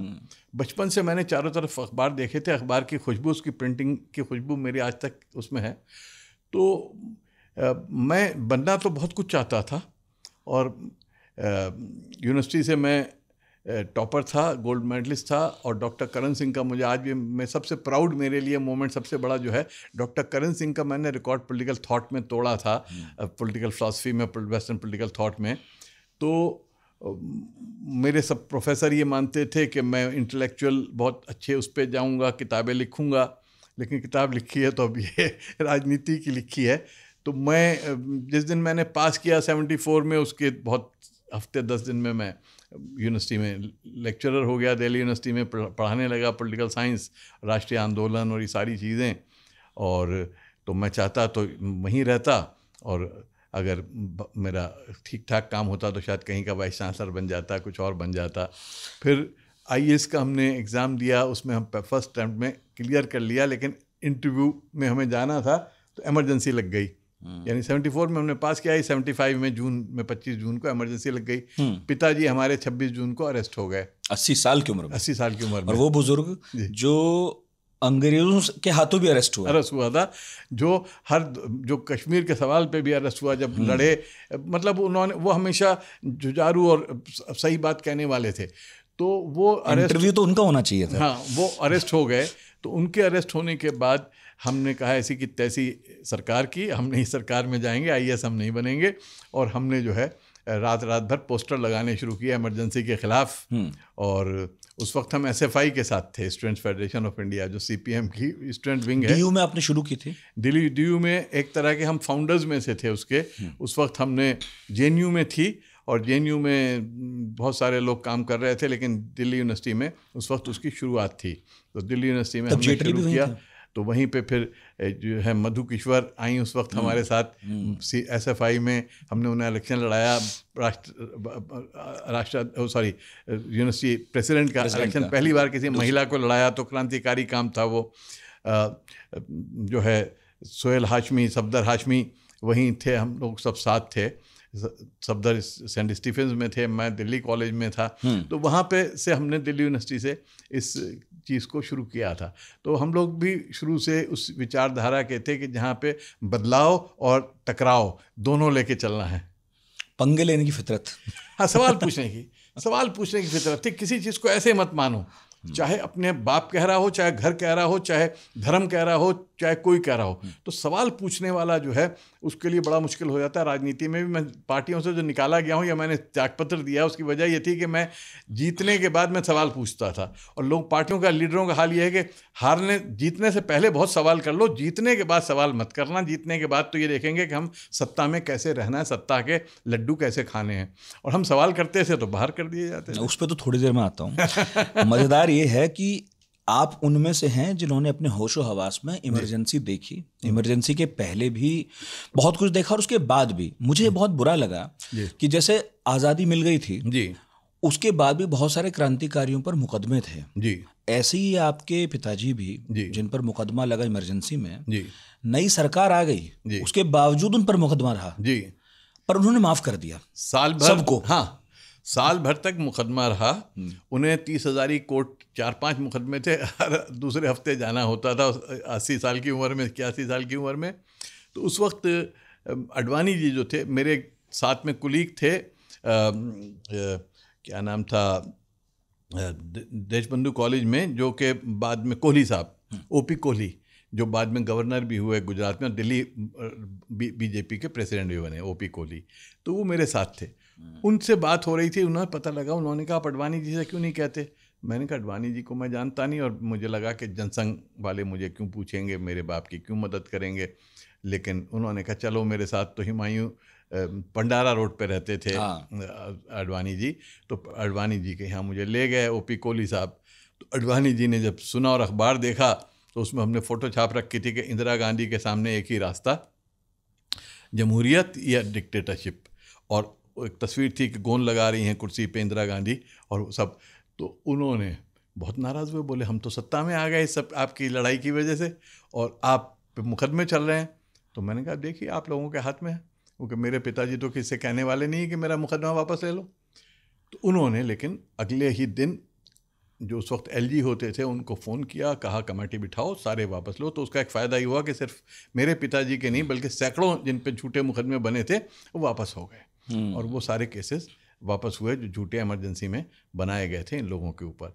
तो मैं अडवाणी जी से असहमत होने के बावजूद अडवाणी जी की बहुत इज्जत करता रहा, और अडवाणी जी से मेरा बहुत अच्छा संबंध रहा कि वो ईमानदारी से, अगर आप, वो ये नहीं देखते थे आपकी जात क्या है, आपका धर्म क्या है, अगर आपके साथ अन्याय है तो वो आपके साथ खड़े हो जाएंगे। पर ये भी आप लिखते हैं कि मुझे हैरानी है कि अटल अडवाणी साथ कैसे इतने दिनों तक काम करते रहे, दोनों ही एक दूसरे से एकदम उलट हैं। जी, इसलिए कि अडवाणी जी का जो काम करने का अंदाज था, सोचने का अंदाज था, वो अलग था, और इसी वजह से वो पॉपुलर लीडर नहीं बन पाए। यानी थोड़ा सा ऐसे ही है कि जैसे नेहरू और पटेल, नेहरू वाला अंदाज पे परंपरा में अटल जी थे, और पटेल वाली परंपरा में अडवाणी जी थे। एक्चुअली तो दोनों ज़रूरी होते हैं। एक आदमी जो बड़ा विजन रखता है, एक आदमी जो करना जानता है। तो अडवाणी जी ने पार्टी बनाई है, जो जनसंघ है, भाजपा जो है, उसकी संगठन को बनाने में, उसको खड़ा करने में, तो जो संगठन बनाने वाला होता है उसे कहीं सख्त होना पड़ता है, सख्त फैसले करने पड़ते हैं। तो लेकिन अडवाणी जी की जो सोच थी वो थोड़ी कट्टरता से थी, और वाजपेयी जी की सोच जो थी वो देशव्यापक थी, वो सबको साथ लेकर चलने वाली थी। और इस बात की समझ थी कि ये देश नहीं चल सकता आगे अगर आप किसी के ऊपर भी थोपोगे अपनी राय और अपनी सोच। और अडवाणी जी के यहाँ थोड़ा अंदाज ये था कि अगर ज़रूरत पड़े थोपने की तो थोप भी दो। लेकिन एक सख्त नेता और था, जैसे आपके पिताजी ने माफ़ कर दिया, पर आपको बड़ी नाराज़गी हुई अपने पिताजी से। हाँ, नहीं, वो उस नेता के बारे में इतनी बातें होती हैं जी, लेकिन बहुत कम लोग ठीक ठीक बता पाते हैं। विनोद मेहता की एक किताब जरूर है। जी जी, पर आप तो मिले भी। बिल्कुल, विनोद से मेरा बहुत अच्छा संबंध था, बहुत अच्छा था। संजय गांधी की बात हो रही है। संजय गांधी की बात हो रही है। देखिए, संजय गांधी को मैं बहुत ज़्यादा नापसंद करता था और संजय गांधी को जिम्मेवार ठहराता था। मैंने लिखा भी है बहुत कुछ संजय गांधी के बारे में, जबकि वरुण आज मेरे बहुत मोहब्बत करता हूँ उनसे, मैं उनके से, उन्हें शायद तकलीफ़ भी हो सकती है मेरी बातों से, लेकिन मेरा जिम्मेदारी थी सच्चाई बताने की कि संजय बहुत हद तक जिम्मेदार थे भारत के लोकतंत्र को कमज़ोर करने के लिए। और मिसेस गांधी कहीं डिपेंडेंट हो गई थी एज के साथ अपने बेटे के ऊपर, क्योंकि उनको बाकी नेताओं पे बहुत ज़्यादा भरोसा नहीं था कि ये मेरे साथ ईमानदारी से रहेंगे नहीं रहेंगे, तो संजय के ऊपर डिपेंड करने लगी थी। तो संजय गांधी ने इमरजेंसी में जो किया, गलत किया, बहुत गलत किया। अब जब इमरजेंसी ख़त्म हो गई तो मेरे फैमिली के बहुत अच्छे दोस्त थे आचार्य भारद्वाज, हंसराज भारद्वाज, जो कि लॉ मिनिस्टर रहे बहुत समय तक। वो मेरे पिताजी को बहुत मानते थे, मेरे बड़े भाई के बहुत गहरे दोस्त थे। बल्ली, वो भी दरियागंज में रहते, तो बचपन की एक दोस्ती थी, तो बाप की तरह मानते थे। तो उन्होंने कहा कि संजय से कहा कि चलिए, और संजय को लेके मेरे पिताजी के पास अचानक पहुंच गया। निज़ामुद्दीन ईस्ट में मेरे पिताजी रहते थे, उनके साथ जो है ब्रह्मचारी धीरेन्द्र ब्रह्मचारी जो है वो भी आए। उन्होंने आके पैर छुए और कहा कि हमें माफ़ कर दीजिए, हमसे गलती हुई, ये हुआ। मेरे पिताजी ने इसलिए माफ़ कर दिया कि बहुगुणा जी भी बहुत मानते थे। बहुगुणा जी ने कहा कि मौलाना आपको शाह कमीशन के सामने जाना है। मेरे बाप ने कहा क्यों जाऊंगा मैं शाह कमीशन के? भाई इंदिरा गांधी मेरी बेटी है, उसका बाप मेरा दोस्त था, बेटी से गलती हुई है तो इसका मतलब थोड़ी कि मैं उसको हमेशा सज़ा देता रहूं। और वही जब मैंने इसमें लिखा तो मेरे पिताजी का, इसलिए भी मेरे पिताजी कि मेरे पिताजी मुरारजी भाई को भी बहुत अच्छी तरह जानते थे। मुरारजी भाई जब डिप्टी चीफ प्राइम मिनिस्टर थे उस वक्त भी उनका इंटरव्यू मेरे पिताजी ने किया था, और मेरे पिताजी का झगड़ा हो गया था इंटरव्यू में से, बीच में से उठ के आ गए थे। तो मेरे पिताजी ने मुरारजी से ये कहा था कि मुरारजी भाई ज़मीन पे रहो तुम, मैं तुमसे पुराना, मैंने 1916-17 में कांग्रेस ज्वाइन की थी, तुम 1937-38 में आए थे, मैं तुमसे सीनियर हूँ कांग्रेस के अंदर, तो इसलिए सीधी तरह बात करो। मुरारजी का अंदाज़ ये था कि हर किसी को नीचा करते थे, डांटते थे। तो मेरे पिताजी का कहना था कि मुरारजी भाई देश के प्रधानमंत्री बनने के लायक नहीं हैं, वो चला नहीं सकते सरकार को, वो झगड़ा ही करेंगे, वो किसी को कुछ समझते ही नहीं अपने आगे। तो कोलिशन आपको चलानी है, आपको बाबू जगजीवन राम को भी लेना है, चौधरी चरण सिंह को भी लेना है, राजनारायण को भी लेना है, जॉर्ज फर्नांडिस को भी। अटल बिहारी को चुन लिया गया होता, अगर अटल बिहारी को चुन लिया होता, बहुगुणा को चुन लिया गया होता, इवन चौधरी चरण सिंह को चुन लिया गया होता, तो ये सरकार 5 साल चलती, इंदिरा गांधी वापस नहीं आ पाती। लेकिन मुरारजी को जो चुना, तो मुरारजी ने सबको अपना दुश्मन बना लिया। और तो मेरे पिताजी ने कहा कि देश पहले है कि मेरी इंदिरा गांधी से नाराजगी मेरी पहले है। उन्होंने पर एक बहुत अच्छी बात कही थी, ये फोटो तो है संजय का उनके साथ, जो उन्होंने आपसे कही थी, आपने कहा था, वो बात बताइए। वो बात ये है कि मेरे पास फ़ोन आया फोतेदार जी का कि आप इंदिरा जी का इंटरव्यू करेंगे। मैंने कहा भाई इंदिरा जी का इंटरव्यू? मैं हैरान, क्योंकि इंदिरा जी उसके बाद बिल्कुल सबसे कट गई थी। ये हार के बाद की बात है, ये हार के बाद चुनाव हुआ, जब उन्हें गिरफ्तार किया उसके बाद वो किसी से मिल नहीं रही थी, उन्होंने रिटायर होने का फैसला कर लिया था। दुनिया के सारा मीडिया चाहता था कि इंदिरा गांधी से एक बार मिल लें, इंटरव्यू हो जाए कि इमरजेंसी कैसे रही, क्या मोस्ट पावरफुल वुमन अपने वक्त की थी। और वो मुझ जैसे छोटे मोटे अखबार वाले को, छोटे यंग लड़के को इंटरव्यू देना चाहती हैं। तो फोतेदार जी का फ़ोन आया कि आपको इंटरव्यू देंगी। आपने इंटरव्यू मांगा था ना? मैंने मांगा भी था, मैंने मांगा भी था। हुआ ये कि मैंने ये सोचा कि इंदिरा। अच्छा, इस बीच बता दूं लोगों को कि आपका अखबार उन चंद अखबारों में से था जिन पर ऐसी पाबंदी थी कि छपने से पहले चेक कराना पड़ता था। अमूमन अखबारों के बारे में यह था कि आप सेल्फ सेंसरशिप करो, आपको पता होना चाहिए कि क्या नहीं छपना है, पर आप जो है पुलिंदा लेके जाते थे और क्लर्क उसको देख के एक एक जगह स्याही लाल लगाता था। उन चंद अखबार में थे आप जो उसके बाद फिर कहता रहे भर के भी लाओ दोबारा और फिर चेक कराओ, इसे खाली मत छोड़ना। उसकी वजह यह थी कि जिस दिन इमरजेंसी लगी है उस दिन मेरा अखबार आया था इमरजेंसी के खिलाफ। तो पहला अखबार था जिसपे जेल गए थे और पाबंदी लगी थी, और किसी एडिटर को अरेस्ट नहीं किया था, मेरे बाप को अरेस्ट किया था, मजमून मैंने लिखा था। वो इसलिए क्योंकि आप अपने नाम से तो लिखता नहीं था, मैं लेक्चरर था दिल्ली यूनिवर्सिटी में। तो बहरहाल तो ये जो इंटरव्यू था, मैंने कहा कि मैं करूँ ना करूँ, असमंजस में था। मैंने पिताजी से जाके अपने वालिद साहब से कहा कि ये इंदिरा गांधी का मैं इंटरव्यू करूं क्या, उसने तो आपको जेल भेजा था। बोले बेटा, इंदिरा ने अपना काम किया मुझे जेल भेज के, मैंने अपना काम किया, अपनी जिम्मेवारी पूरी की जेल जाके। तुम अपना काम करो इंटरव्यू करके। जो पत्रकार है उसका काम हमेशा विरोधी को जगह देना है, सहमत वाले को नहीं। जिससे आप विरोध है, जिससे आप असहमत हो, उसके लिए अपनी जगह ज़्यादा दो, और इसलिए आपकी जिम्मेवारी है कि आप उसका इंटरव्यू छापो। तो मैंने इंदिरा गांधी का इंटरव्यू भी किया और सारे जीवन, इसीलिए मैंने नरेंद्र मोदी का भी इंटरव्यू किया कि मैं असहमत हूँ लेकिन मेरी जिम्मेवारी है कि मैं उनका इंटरव्यू छापूँ। तो मैंने सारी जीवन ये सोचा कि उनका इंटरव्यू मैं ज़्यादा करूँ जिनसे मैं असहमत हूँ, जिनसे सहमत हूँ उनसे तो एक दूसरे की हम अच्छी अच्छी बातें करेंगे। जो अटैक करने में मज़ा आता है सामने वाले को, उसके अंदर से निकालने में मज़ा आता है, वो इसमें मज़ा नहीं आता। लेकिन ये पत्रकारों के लिए कितनी क्लैरिटी भरी बात है आज के दौर में, जब पत्रकारों पर इसलिए हमले होते हैं क्योंकि समाज में एक व्यक्ति को किसी ने बुरा मान लिया और पत्रकार उसे बैठा के बात कर रहा है, तो इसको तुम मंच दे रहे हो, इसे तुम प्लेटफॉर्म दे रहे हो, इससे क्यों बात कर रहे हो? तो हर पन्ने में उसका विरोध कीजिए, लेकिन जब आप उसका इंटरव्यू कीजिए तो उसकी बात, ताकि उसकी भी बात पहुंच जाए, आप तक पता चले। लोकतंत्र है क्या? लोकतंत्र यह है कि दोनों तरफ की बात सुन के उसके बाद देखना कि सही क्या है। आप सिर्फ एक तरफ की बात सुन के इंटरव्यू लेने आते थे, एक तरफ की बात सुन के आप नतीजे पहुंच जाएं तो ये लोकतंत्र नहीं हो सकता, ये फ्रीडम ऑफ एक्सप्रेशन नहीं है।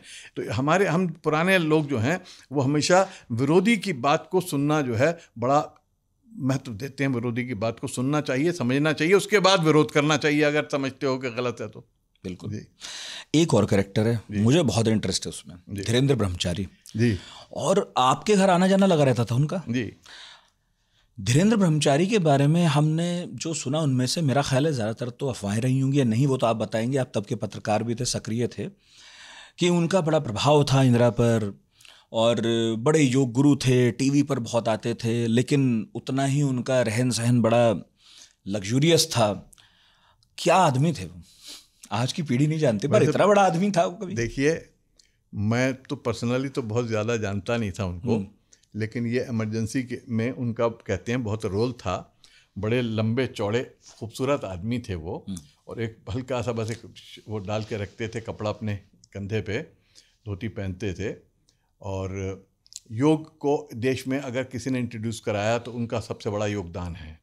वो हर रोज़ टीवी, जब TV black and white TV आया है देश में, तो सबसे पहले जो आता था वो बैठ के वो योग करना सिखाते थे। तो इमरजेंसी में संजय के साथ बहुत करीब थे, अपने उनके जहाज़ थे, अपने आश्रम थे, अपने आश्रम में अपने जहाज़ से जाते थे। उन्होंने एक जहाज़ गिफ्ट किया था संजय गांधी को, जिसमें संजय गांधी मरे।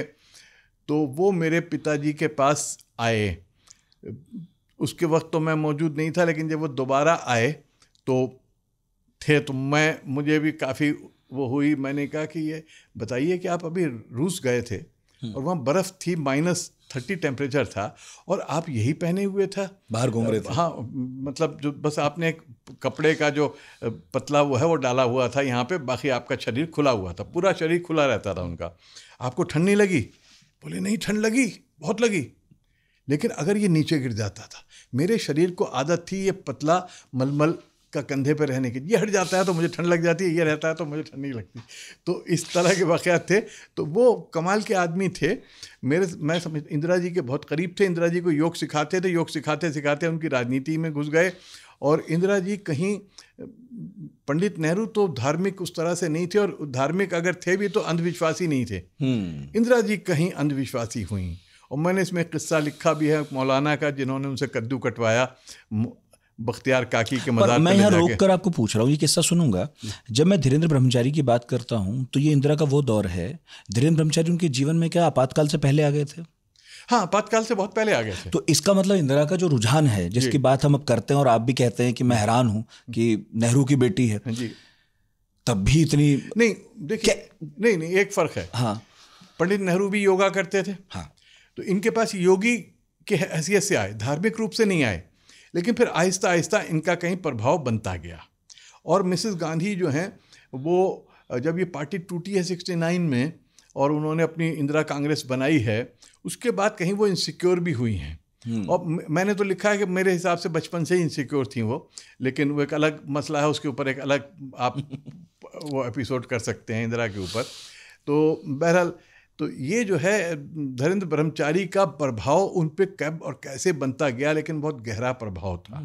और इसीलिए उनको काटने के लिए हमारे नरसिम्हा राव जी आंध्रा से चंद्र स्वामी जी को लाए, क्योंकि धीरेन्द्र ब्रह्मचारी से उनकी ज़्यादा बनती नहीं थी, क्योंकि धीरेन्द्र ब्रह्मचारी अपने को थे बहुत ज्ञानी। धीरेन्द्र ब्रह्मचारी बहुत ज्ञानी थे और नरसिम्हा राव भी बहुत ज्ञानी थे, दोनों संस्कृत भी जानते थे और धार्मिक सब भी उनके पास वो थे।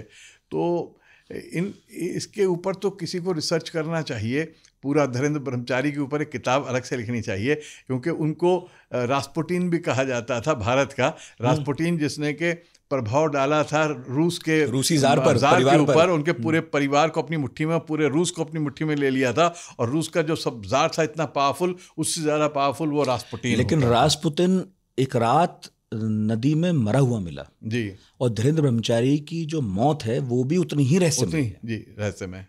और फिर संजय गांधी की मौत, जी, संजय गांधी की मौत, जिसके बारे में आप ये बात कह रहे हैं किताब में भी कि आपको पता ये चल रहा है कि KGB का भी हाथ रहा।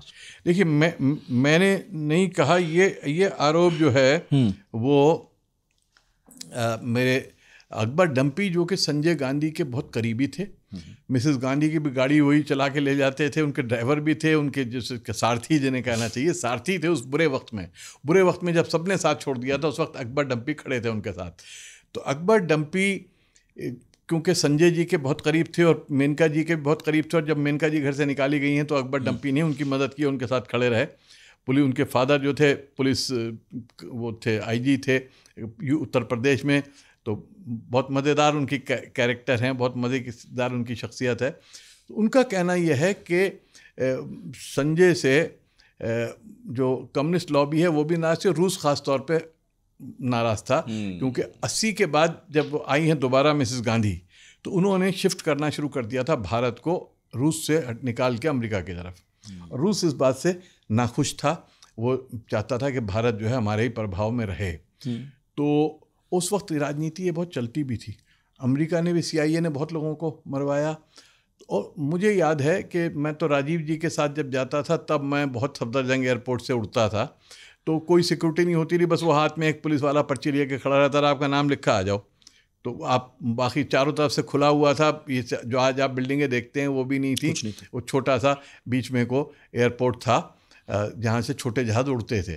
तो वहीं पे संजय का जहाज़ खड़ा रहता था, तो सबको पता था कि संजय रोज़ सुबह को आके उड़ाते हैं, तकरीबन 2 घंटे रोज़ का था उनका दिल दिमाग तभी साफ़ होता था जब वो जहाज़ ऊपर उड़ाते थे, बाकी कहीं वो खुश नहीं रहते थे, तो वो उड़ाते थे।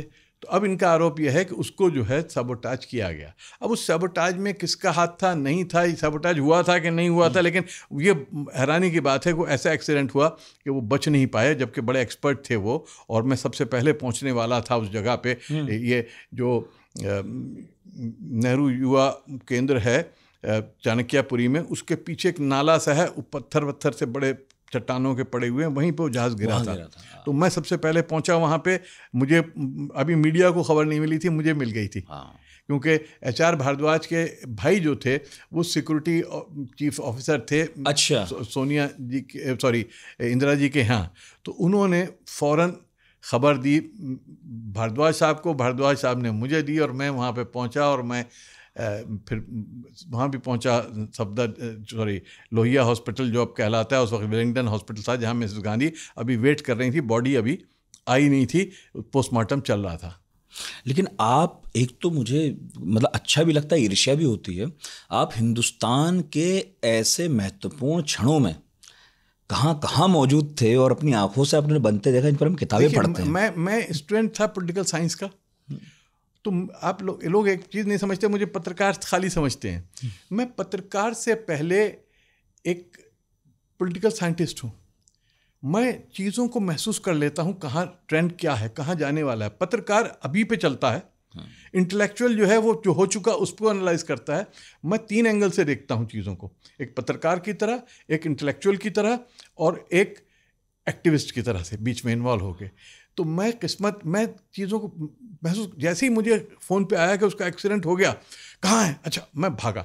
मेरे पास वेस्पा स्कूटर होता था एक, उस पर को मैं दौड़ाता था, और वो उस पर मैं हर जगह पहुंच जाता था। उस वक्त जो मीडिया वाले थे, अंग्रेज़ी अखबारात के भी, वो घर बैठे ही टाइप करके अपनी, बस वो PTI से खबर आ गई, उस पर ही थोड़ा आगे पीछे जोड़ के कर लेते थे। बहुत कम रिपोर्टिंग का और जाके चीज़ों को करने का रिवाज था। राजीव गांधी की मौत की जब खबर आधी रात को मिली, मैं वो भी देख रहा हूँ, आप आधी रात को उठे हैं, और आप, नहीं आधी रात को नहीं, 10:20-25 थे। अच्छा, और जब आप पहुंचे तब सोनिया गांधी को खबर मिल ही रही थी जब आप पहुंचे? सोनिया जी को कंफर्म नहीं हुआ था, ये खबर आ चुकी थी कि बॉम्ब ब्लास्ट हुआ है। हाँ। मेरे पास इंफॉर्मेशन आई कि बॉम्ब ब्लास्ट हुआ है, BBC ने सबसे पहले दी है। हाँ। किसी को नहीं थी। हाँ। तो मैंने BBC फौरन लगाया, उसमें था कि वहाँ बॉम्ब ब्लास्ट हुआ जिसमें बहुत लोग मारे गए, बहुत बड़ा ब्लास्ट हुआ है। तो मैं एकदम घबरा के भागा, और उससे सिर्फ 2 दिन पहले यानी 19 तारीख को राजीव जी ने मुझे फ़ोन करके कहा था, शायद आओ मेरे साथ, चलो तमिलनाडु में दिखाते हैं, बड़ा सर्कस होता है वहाँ पे। तो मैंने कहा साहब मुझे तो शाहजहाँपुर जाना है, जतेंद्र प्रसाद ने बुला रखा है, उनका कैंपेन करना है। मित्र, हाँ। तो बोले हाँ जाओ भाई, वो हारेगा तो वोट डाल के जाना। तो अगले दिन दिल्ली में 20 मई को वोट था, 3rd फेज का। तो राजीव जी ने वोट डाल के वो फ्लाई कर गए यहाँ से आंध्रा से तमिलनाडु गए अगले दिन, और मैं वोट डाल के कार से चला गया शाहजहाँपुर, वहाँ रात भर कैंपेन किया। लेकिन अगले दिन मुझे कुछ घबराहट हुई, मैं दिल्ली वापस आके मैंने फ़ोन किया जॉर्ज को, विंसेंट जॉर्ज जो उनके PA थे, कि भाई साहब राजीव जी से बात करनी है। उनका अभी तो नहीं हो सकती, अभी सर्किट हाउस रात में पहुँचेंगे 10 बजे के बाद, तब आप कराऊंगा। मैंने कहा ठीक है, बात करा देना। तो मुझे ये 10:15-20 होंगे, तब ये मेरी वाइफ ने उठाया कि एक फ़ोन आ रहा है कि BBC सुनो। तो BBC मैंने सुना, और मैं फ़ौरन फिर 10 जनपद भागा। 10 जनपद पे मेरी एंट्री उस वक्त फ्री एंट्री थी मेरी, जो 4-5 लोग जिनको राजीव जी ने कर रखा था कभी भी किसी समय आ सकते हैं, उसमें मैं भी था। तो मुझे रोका नहीं गया, सीधा मैं अंदर गया। तो छोटा सा एक कमरा, विंसेंट जॉर्ज जो पी हैं उनका इतना बड़ा कमरा है कि बस उसमें एक मेज़ और 1-2 कुर्सी इधर और एक कुर्सी इधर लगी है। वहाँ पे उसके दरवाजे पे खड़े होके सोनिया जी बात कर रही थी। वो फ़ोन मिला के उन्होंने नंदिनी चिदम्बरम से बात कराई सोनिया जी की। मैं पीछे खड़ा था और उन्होंने बात की है, मुझे नहीं पता लगा क्या बात हुई, लेकिन वो एकदम कोलैप्स की। तो मैंने पीछे से एकदम पकड़ा और उनका एक नौकर खड़ा था मिठाई लाल, उसने पकड़ा। इतने में सोनिया पता नहीं कैसे अंदर फौरन खबर मिली प्रियंका जी को, और प्रियंका उस वक्त 17, 18, 19 साल की थी। वो भागती हुई आई और सोनिया जी को उठा के हम अंदर ले गए। सोनिया जी वहाँ पे कोलैप्स की थी। तो मैं उस वक्त का मैंने बताया भी, इंटरव्यू में लिखा भी है कि मैंने जिस तरह से प्रियंका जी ने संभाला सारी चीज़ों को, मैं तो हैरान रह गया, क्योंकि मैं रो रहा था, मेरा दिल फट गया था। और क्योंकि जिस आदमी ने आपसे हफ्ता भर पहले बुला के बात की हो, 2 दिन पहले आपसे बात की हो कि भाई चलो मेरे साथ, तो वो अगर एकदम ऐसे चला जाए तो आप के ऊपर क्या होता है। लेकिन प्रियंका ने जिस तरह माँ को संभाला, घर को संभाला, कोई नहीं था वहाँ पे घर में, सिर्फ नौकर ही थे, कोई घर वाला नहीं था। राहुल विदेश में थे और कोई घर में ऐसा परिवार में मेरी नॉलेज में नहीं था बड़ा जो संभालता, बल्कि जो कुछ फिरोज़ गांधी के फैमिली के कुछ लोग हैं, वो पारसी, वो पहले पहुँचे थे रात में, और मैं रात भर वहीं रहा, 10 जनपथ में बाहर बैठा रहा मैं, और वही रोता रहा, वोता रहा। तो लेकिन प्रियंका ने जब राजीव जी का सामान आया है दिन में कोई 11, साढ़े 11 बजे, तो उसको आके उसने देखा कि 2 बैग आए, एक बैग और था, वो कहाँ है। मैं देख रहा हूँ कि इस लड़की का कितना प्रेजेंस ऑफ माइंड है कि इन हालात में भी वो चीज़ों को संभाल रही है।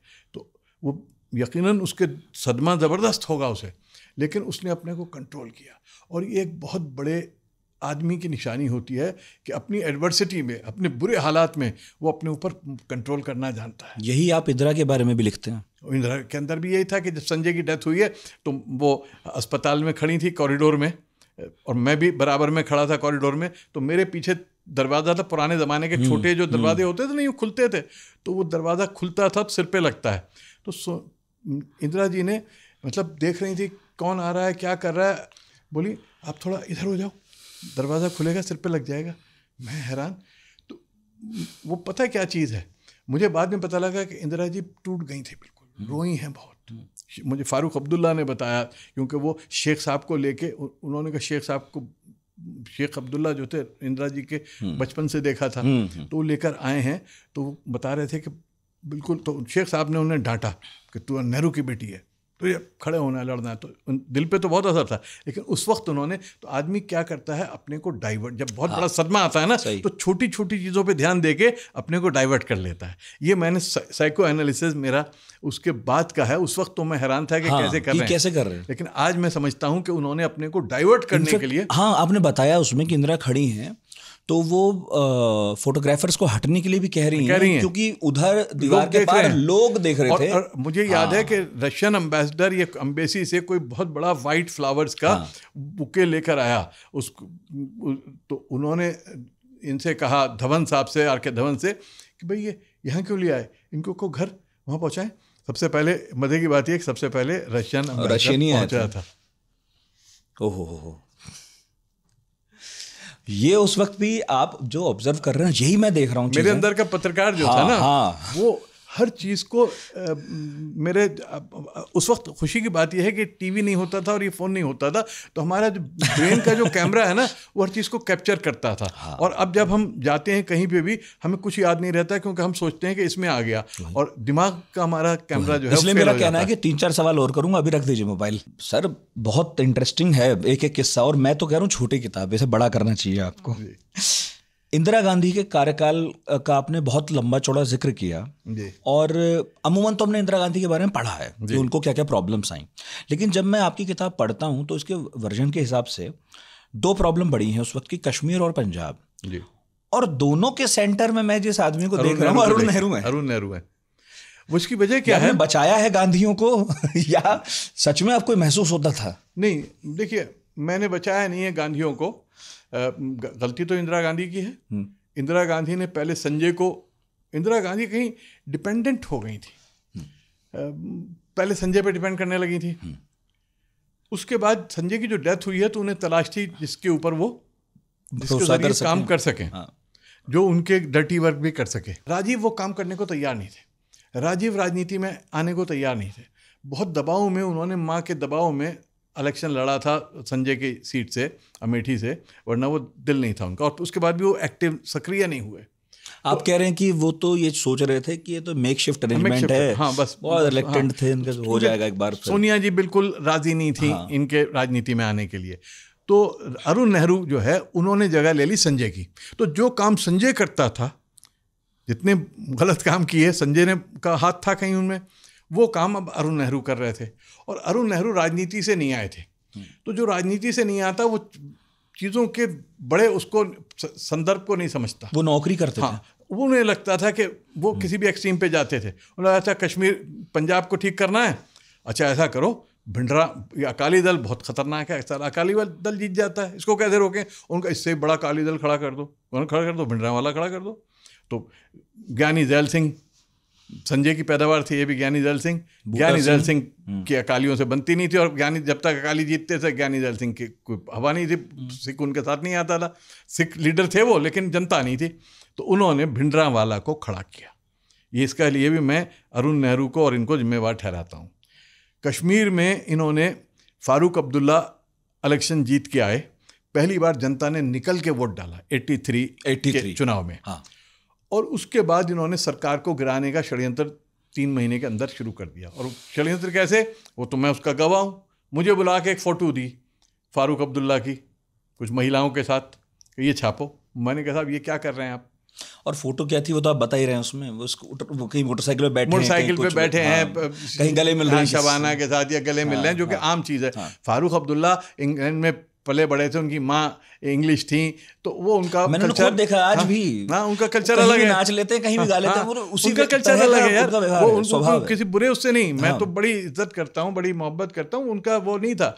तो उसको उन्होंने कहा कि इसको छापो, लेकिन जनता में जाता ना गलत मैसेज कि साहब पंडित नेहरू सिगरेट जला रहे हैं, तो इसका मतलब कोई अफेयर हो रहा है। जो छोटे लोग हैं वो छोटी सोच रखते हैं, तो नेहरू हो या शेख अब्दुल्ला हो या कोई, हर एक के बारे में छोटी बात कर देते हैं। तो वही छोटी बात का ये था। अरुण नेहरू ने कहा इसको छापो, मैंने कहा मैं इसको नहीं छापूंगा, देश के हित में नहीं है ये सब। जरा उस कमरे का सीन बताइए जहाँ आप गए थे बात करने। हाँ, तो लंबा सा उनका कमरा था। उस वक्त ये बता दूं, मंत्री नहीं थे वो। हाँ। वो सिर्फ पार्टी के महासचिव थे, तो ऑफिशियली उनकी कोई पोजीशन नहीं थी, एक्स्ट्रा कॉन्स्टिट्यूशनल थे वो। लेकिन पूरी सरकार उनके आगे झुकती थी, क्योंकि इंदिरा जी डायरेक्ट किसी को इंस्ट्रक्शन नहीं देती थी। जो काम बाद में अहमद भाई ने तरीके से किया, वो काम अरुण नेहरू बस सलीके से करते थे, क्योंकि अरुण नेहरू आए थे कॉर्पोरेट। और दोनों से आपको धमकी मिली? सलीके से आए थे, कॉर्पोरेट वर्ल्ड से आए थे। कॉर्पोरेट में तो फोन उठा के, हाँ भाई रिजल्ट लाओ, ये क्या किया, निकलो बाहर, ये वाला होता था। तो कॉर्पोरेट बॉस की तरह से बैठे थे। पैर उन्होंने रख रखे थे, एक स्टूल था उस पर उन्होंने पैर रखे हुए थे, उनके आगे कोई कुर्सी नहीं लगी हुई थी। मैं हैरान कि कुर्सी नहीं, और मेरे साथ ये 3-4 मंत्री और ये गए थे। अब वो जो है, उन्होंने कहा कि शाहिद ये छापो। मैंने जब उनसे कहा, बोले अच्छा हमें लोकतंत्र समझाएगा, हमें राष्ट्रवाद समझाएगा, teach me nationalism, what do you think of yourself, इसको क्या चाहिए इसे दे दो। I got very annoyed. मैंने कहा इनकी हिम्मत कैसे हुई मुझे रिश्वत देने की। मैंने कहा साहब मैं तो बिल्कुल नहीं। मैं वहाँ से निकल आया, उनका लिफाफा वहीं फेंक के जो उन्होंने दिया था मुझे तस्वीरों का, और मैं अगले दिन ही फ्लाई करके गया श्रीनगर, और मैंने सबके इंटरव्यू किए। और मैंने इनका पूरा गेम उस वक्त चल रहा था वहाँ पे। इन्होंने फारूक अब्दुल्ला के जो बहनोई थे गुलशाह, हाँ, उनका नारा था गुलशाह बादशाह। तो गुलशाह जो है, उनको हमेशा ये था कि शेख के बाद, क्योंकि शेख के साथ शुरू से जुड़े रहे थे, मैं हूँगा। जो अखिलेश के यहाँ शिवपाल जी का हुआ, जो अरुण नेहरू को हुआ इंदिरा जी के बाद, कि जो जो शिवसेना में हुआ राज ठाकरे को हुआ, कि जो नंबर 2 काम कर रहा होता है वो कहता है जी मुझे मिलेगा, और बेटा तो ज़्यादा इंटरेस्टेड है नहीं। तो वही अरुण नेहरू के साथ हुआ कि अरुण नेहरू को लगा कि मुझे होना चाहिए था प्रधानमंत्री, और इंदिरा जी मुझे तैयार कर रही हैं। एक्चुअली तैयार भी कर रही थी। इंदिरा जी ग्रूम कर रही थी अरुण नेहरू को अपने बात के लिए, जो संजय को कर रही थी, लेकिन संजय तो चला गया अचानक। अच्छा, यूपी का सीएम क्यों नहीं बनाया? मैं अरुण नेहरू पर लौटूंगा। संजय गांधी चाहते तो यूपी का सीएम होना, साइन वाइन भी सब आ गए थे। भाई वो इसलिए नहीं बनाया उन्होंने, साइन करके अकबर डंपी लाए थे। हाँ। पूरा जितने एमएलए थे सबने साइन कर दिया था। इंदिरा जी उस वक्त इसलिए नहीं करना चाहती थी कि उनके ऊपर पहले ही आरोप लगा था कि बेटे को आगे किया। दूसरे उन्होंने कहा कि मुझे इसकी ज़रूरत यहाँ दिल्ली में, मैं वहाँ नहीं भेज सकती इसको, क्योंकि उन्हें अपने दिल्ली में जितने लोगों, क्योंकि जो बड़ा लीडर होता है ना, डायरेक्ट किसी से कुछ नहीं कहता। अगर आपने कुछ काम कराना है, मान लीजिए कोई सरकार गिरवानी है, तो आप नहीं कहेंगे इसकी सरकार गिरा दो, आप अपने दूसरे तीसरे के जरिए कहलाएंगे कि कुछ करो, ये सरकार रहनी नहीं चाहिए, तो सरकार गिरवाई जाती है। वो कभी भी ऐसा इंदिरा के दौर में बहुत जो माफिया बॉस भी होता है, माफ करना, वो कभी डायरेक्ट, वो तो बहुत सॉफ्ट रहता है, है ना, आपको देखते होंगे ना फिल्म में कि बहुत प्यार से उससे, लेकिन जो असल काम करते हैं वो दूसरे लोग करते हैं। तो बॉस को दाऊद ने कभी ऊंची आवाज में बात नहीं की है, बात नहीं करते हैं। तो ये जो है सोनिया जी को संजय की ज़रूरत यहाँ पर थी, इंदिरा जी को, सॉरी हाँ, इंदिरा जी को संजय की ज़रूरत यहाँ पर थी। और दूसरे वो ये भी नहीं चाहते नहीं कि यूपी का चीफ मिनिस्टर इसे बना दें और वहाँ पे प्रॉब्लम खड़े हो जाएं और फिर मेरी बदनामी हो जाए, बड़ी मुश्किल से दोबारा आई हूँ, फिर ना चली जाऊँ। तो इसलिए उन्होंने उस वक्त संजय जी ने बनवा दिया वीपी सिंह को, उन्होंने बनवा दिया मेरा खड़ाऊँ, उनका जो खड़ाऊँ हो उसे ले आओ। अच्छा, वीपी सिंह जो है, उनके बारे में अकबर डंपी तो ये कहता है कि भाई साहब, वो तो हम जब अंदर बैठ के अपना शौक पूरा करते थे तो बाहर बैठा रहता था कि नमकीन लाने के लिए। तो राजा की कोई वैल्यू नहीं थी, राजा को ही समझा जाता था कि ये तो हाँ जी जी हुजूर है। ये कहाँ वो देश के प्रधानमंत्री हो गए, और कहाँ वो जो है उन्होंने ईमानदारी के पुतले बन के निकले, जबकि वो तो उनको। और अच्छा, वो संजय की डेथ के बाद ये जितने लोग थे ये सब अरुण नेहरू के साथ आ गए थे। अरुण नेहरू को लाया कौन था? देखिए, अरुण नेहरू को मेनका गांधी लाई थी, जो आपने किताब में लिखा। हाँ।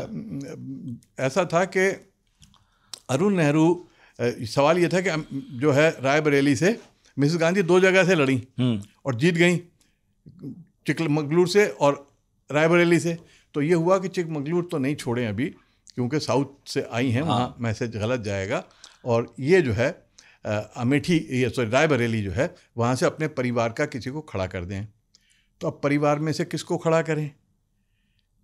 सोनिया तो तैयार नहीं थी, मेनका भी बहुत यंग थी, और उसके लिए अभी संजय जिंदा ही थे, संजय के साथ काम कर रही थी, उन्हें तो वहाँ नहीं भेज सकते, 22-23 साल, है ना, हाँ, कुछ भी नहीं थी। तो उस वक्त में ये, मतलब संजय की डेथ से पहले की बात है, उस वक्त ये उन्होंने कहते हैं कि उन्होंने कहा कि ये जो आपका अरुण नेहरू, ये काफ़ी बातें करता आता है हमारे यहाँ, तो काफ़ी बोलता परिवार की आदमी थे। हाँ, नहीं, लेकिन बहुत ज़्यादा करीब नहीं थे परिवार के। अच्छा, हाँ, मतलब ये परिवार का वो बैंच थी कि जो कभी नेहरू फैमिली के बहुत करीब नहीं रहा। ये उनके जो मोतीलाल नेहरू के भाई के परिवार से थे, जो लखनऊ में पले बड़े, ताल्लुकदार कॉलेज में पढ़े, जो डिफरेंट एक अप्रोच लेके चल रहे थे, जो इस तरह की ऑक्सफोर्ड और ये वाली जो अप्रोच थी, वो वाली नहीं थी अप्रोच इनकी, जो मोतीलाल नेहरू के परिवार में थी। तो ये इनको लड़ा दो, इनको लड़ा दिया गया, जीत के आ गए। अब संजय की डेथ हो गई, संजय की डेथ हो गई तो कौन मिसेस गांधी वाया मीडिया कौन बनेगा? संजय इंदिरा जी तक तो पहुंच नहीं पाता था। तो ज्ञानी जैल सिंह भी उनके साथ जुड़ गया, गुलाम नबी आज़ाद भी उनके साथ जुड़ गया, आरिफ मोहम्मद खां भी उनके साथ जुड़ गए, क्या कहते हैं, नारायण दत्त तिवारी भी जुड़ गए, और ये भी जुड़ गए वीपी सिंह। सिर्फ अकबर डंपी नहीं जुड़े, क्योंकि अब जो है मेनका जी को बाहर कर दिया गया, और मेनका जी के साथ खड़े हुए अकबर डंपी। वो हमेशा बुरे वक्त में साथ ही रहे, वो हमेशा बुरे वक्त में, हमेशा उसी के साथ रहते हैं जो बुरे वक्त में हो।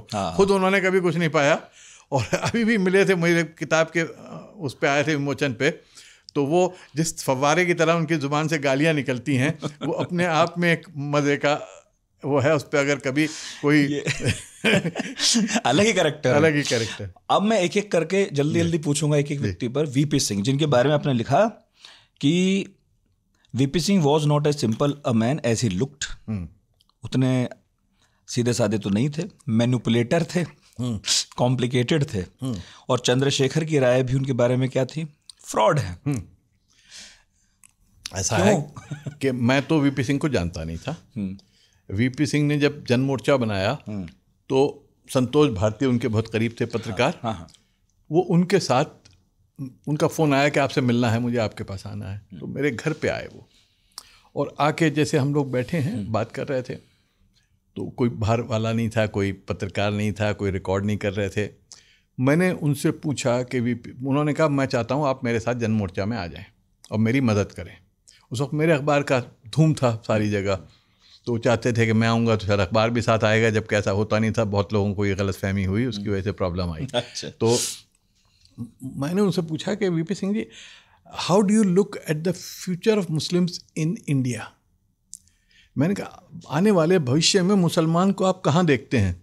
तो उन्होंने टिपिकल थर्ड क्लास नेता वाला जवाब दिया, बोले कहाँ देखते हैं हम तो हमारे कलेजा में देखते हैं, हमारा दिल में देखते हैं, और कहाँ देखेंगे, हमारे यहाँ ही रहते हैं वो। तो मैंने कहा ये जब आमने सामने बैठ के फ्रॉड वाली बात कर रहा है तो फिर क्या करेगा? क्योंकि मैंने कहा था मुझे तो कहीं किसी का आपके ना दिल में रहना है ना आपके कलेजे में रहना है, मुझे तो हिंदुस्तान में रहना है, हिंदुस्तान में इज्जत के साथ रहना है। तो खैर उन्होंने उसके बाद मुझे अपनी जो कैंपेन कमेटी थी और मैनिफेस्टो कमेटी थी उसका मेंबर बना दिया बगैर मुझसे पूछे। अच्छा। अरुण शौरी जी को और मुझे बना दिया। हाँ। क्योंकि उस वक्त मेरे समर्थक बिनका जी और क्या कहते हैं मुफ्ती मोहम्मद सईद और जॉर्ज फर्नांडीज, ये सबसे मेरा बचपन से ताल्लुक रहा था, तो ये सब मुझे मानते थे बहुत। और उन्होंने क्या रहा होगा बहरहाल कारण, उन्होंने मुझे बना दिया। तो मैंने उस वक्त उनको एक चिट्ठी लिखी थी कि VP Singh ji, you are walking on the two crutches of Hindu communalism and Muslim communalism, RSS in Imam Bukhari, and you will not go far, you will fall flat on your face, and therefore I cannot be part of the manifesto or committee or any committee you are forming, because I don't think that you are very clear, your vision is clear, and you ये सब मैंने उनको चिट्ठी लिख डाली और वो हुआ। तो बहुगुणा जी से मेरा बहुत संबंध था, मैंने लिखा भी है इसमें, बहुत कुर्बत थी मेरी। बहुगुणा जी ने कहा शाहिद मियाँ ये राजा कुछ नहीं और चंद्रशेखर की हमारी बात हो गई, फ्रॉड है ये, और मैं अभी जा रहा हूँ अमेरिका, उनको हार्ट का सर्जरी हुई थी तो दोबारा उन्हें जाना था, मैं नया दिल लगवा के आ रहा हूँ, यहाँ पे पार्टी बना रहे हैं, चंद्रशेखर की मेरी बात हो गई, इसको तो हम, और उससे भी बात हो गई मेरी, लालू से और मुलायम से, सबसे हम मिलके बना रहे हैं इसको, कुछ नहीं तुम तो इसके चक्कर में मत पड़ना। तो वो अमेरिका गए और वहाँ से वापस नहीं आए, उनको वहीं पे डेथ हो गई HN बहुगुणा की। तो कहने का मतलब यह है कि वीपी सिंह जो हैं, मेरा मानना है क्योंकि वीपी सिंह ने बीजेपी को भी गोली दी, अडवाणी जी को, और इनको रथ यात्रा जब निकली है कि आप निकालो मैं आपके साथ हूँ और मैं मंदिर बनवा दूंगा और आप मंडल में मेरा सपोर्ट कर दो। मुलायम सिंह को और इनको कहा मंडल कर दूंगा, तो उन्होंने मंडल कर दिया। उसके बाद उन्होंने ज़मीन एक्वायर कर ली, जो 277 कितने एकड़ बीघा ज़मीन है उसको उन्होंने एक्वायर कर लिया। रात को प्रेसिडेंट से उन्होंने जो है ऑर्डिनेंस निकाला। मैं उनके पास गया, मैंने कहा साहब ये आपने क्या किया है? बोले ये देखिए हम देंगे नहीं, अपना हाथ में हम ले रहे हैं ज़मीन, किसी के पास नहीं जाएगा ज़मीन। मैंने कहा जाएगा नहीं क्या? आप क्यों अपने हाथ में ले रहे हैं? आपकी सरकार हमेशा थोड़ी रहनी है, कल को दूसरी सरकार आएगी तो प्रॉब्लम होगा, कोर्ट को डिसाइड करने दीजिए। बोले नहीं ये वगैरह वगैरह। लेकिन जब हम लोगों ने उन्हें लगा कि ये नहीं चल रहा, तो उन्होंने उस ऑर्डिनेंस को, आप देखेंगे अकेला ऑर्डिनेंस है जो आधी रात में पास होता है और अगले दिन दोपहर तक वापस हो जाता है। वो लोगों को याद नहीं है वो उसका, क्योंकि मैं तो उसमें डायरेक्ट इन्वॉल्व था, इसलिए मुझे याद है। किसी पत्रकार को भी याद नहीं होगा, किसी इतिहासकार को भी याद नहीं होगा कि ये क्या हुआ था। तो ये खेल ये चाह रहे जी। और जब उन्होंने वहाँ पे मीटिंग, जिस वक्त अडवाणी जी की रथ यात्रा शुरू हुई है, तो उन्होंने उसी दिन, जिस दिन रथ यात्रा शुरू होनी थी, उसके एक दिन पहले तमिलनाडु में, मद्रास में, चेन्नई में बुलाई नेशनल इंटीग्रेशन काउंसिल की मीटिंग। हाँ। तो एक तरह से सारे देश के नेताओं को, सारे पार्टी के नेताओं को, सारे मुख्यमंत्रियों को कहाँ जमा कर लिया? दूर गुजरात से बहुत दूर, तमिलनाडु में। अच्छा, मैं भी मेंबर था उसका, मैं भी वहाँ पहुँचा उनके उसमें।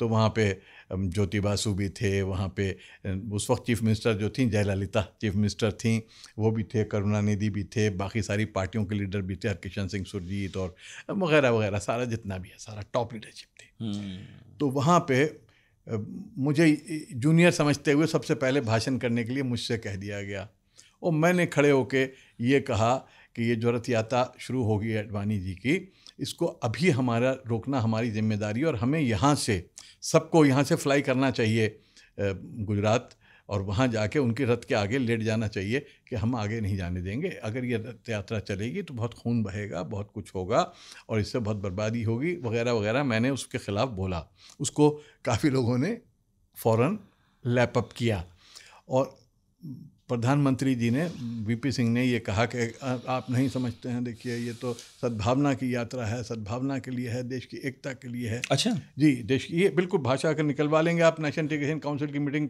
चेन्नई की, तो उसमें उन्होंने ये कहा, ये उसी वक्त 1990 में जब ये रथ यात्रा निकली है उस वक्त की है ये। तो दिल्ली, और उसके बाद रथ यात्रा जब यहाँ पहुँची है, दिल्ली आके रुके थे कुछ दिन अडवाणी जी, और फिर यहाँ से बाई ट्रेन गए थे बिहार। हाँ, बीच में यात्रा नहीं चली थी। हाँ। तो रास्ते में मुलायम सिंह उनकी ट्रेन रोक के उन्हें गिरफ्तार करना चाहते थे, सारी तैयारी हो गई थी, लेकिन यहाँ से वीपी सिंह ने कहा कि अगर तुम ऐसा करोगे तो तुम्हारी सरकार गिर जाएगी, बीजेपी तुम्हारी विड्रॉ कर लेगी। तो मुलायम सिंह डर गए, पीछे हट गए। लालू के वहाँ पहुंची, लालू ने कहा कि खेल कर दो, तो लालू ने खेल कर दिया, उससे वीपी सिंह का खेल बिगड़ गया। वरना वीपी सिंह का ये था कि तुम वहाँ जाके रथ यात्रा पहुँच जाएगी अयोध्या, तो उसके बाद हालात ऐसे हो जाएंगे जिसमें मैं, शिलान्यास तो पहले ही हो चुका है, शिलान्यास तो राजीव गांधी ने करा लिया था, पहले करा लिया। आप वहाँ पे मैं इजाज़त दे दूंगा, मंदिर बनाना शुरू कर देना, बाकी डिस्प्यूटेड जो जगह है उसको हम कुछ आगे पीछे कर लेंगे। तो ये सब था कि, और ये इसलिए था कि उन्होंने मंडल कर दिया था और मंडल की वजह से बीजेपी के पैरों तले की ज़मीन खिसक गई थी, क्योंकि जो अपर कास्ट है, ब्राह्मण है, ठाकुर है, ये सारा बीजेपी से दूर चला गया था कि ये क्या हुआ, नाराज। तो अब अगर बीजेपी को जिंदा रहना था, तो उसको कुछ करना था मंदिर को लेके। ये देखिए, मंदिर की आग न लगती अगर ये वीपी सिंह मंडल न करते। उन्होंने मंडल किया ये सोच के कि मैं हवा निकाल दूंगा मुलायम लालू की, ये मंदिर को वो किया कि मैं हवा निकाल दूंगा बीजेपी की, किसी की हवा निकली, आपकी हवा निकल गई, वो सब नेता बन गए, वो रह गए। हाँ, तो वीपी सिंह खुद अपनी एक सीट नहीं जीत सकते थे भाई, लोग उन्हें इतना बड़ा नेता मानते हैं, लेकिन मुझे बताइए अपनी सीट वो खुद अपने आप नहीं जीत सकते थे यूपी में इलाहाबाद से। पर राजनीति है संभावनाओं का खेल। जी, आपने एक चीज़ बताई, मुझे नहीं पता थी, आपने लिखा अपनी किताब में कि मनमोहन सिंह पीवी नरसिम्हा राव की खोज नहीं थे। नहीं, किसकी बात करें, सॉरी? मनमोहन सिंह नरसिम्हा राव की खोज नहीं थे, यकीनन उनसे ताल्लुक़ था, लेकिन राजीव जी की भी खोज थे एक तरह से। मुझे याद है कि राजीव जी अक्सर ब्रेकफास्ट मीटिंग करते थे और डिफरेंट इश्यूज़ पे, तो उस वक्त इकोनॉमी की हालत बड़ी ख़राब थी, चंद्रशेखर जी प्रधानमंत्री थे, तो मनमोहन सिंह जी को बुला के काफ़ी उन्होंने डिस्कस किया था कि क्या होगा अगर सरकार हमारी बनेगी तो हम किस तरह से इकोनॉमी को संभालेंगे।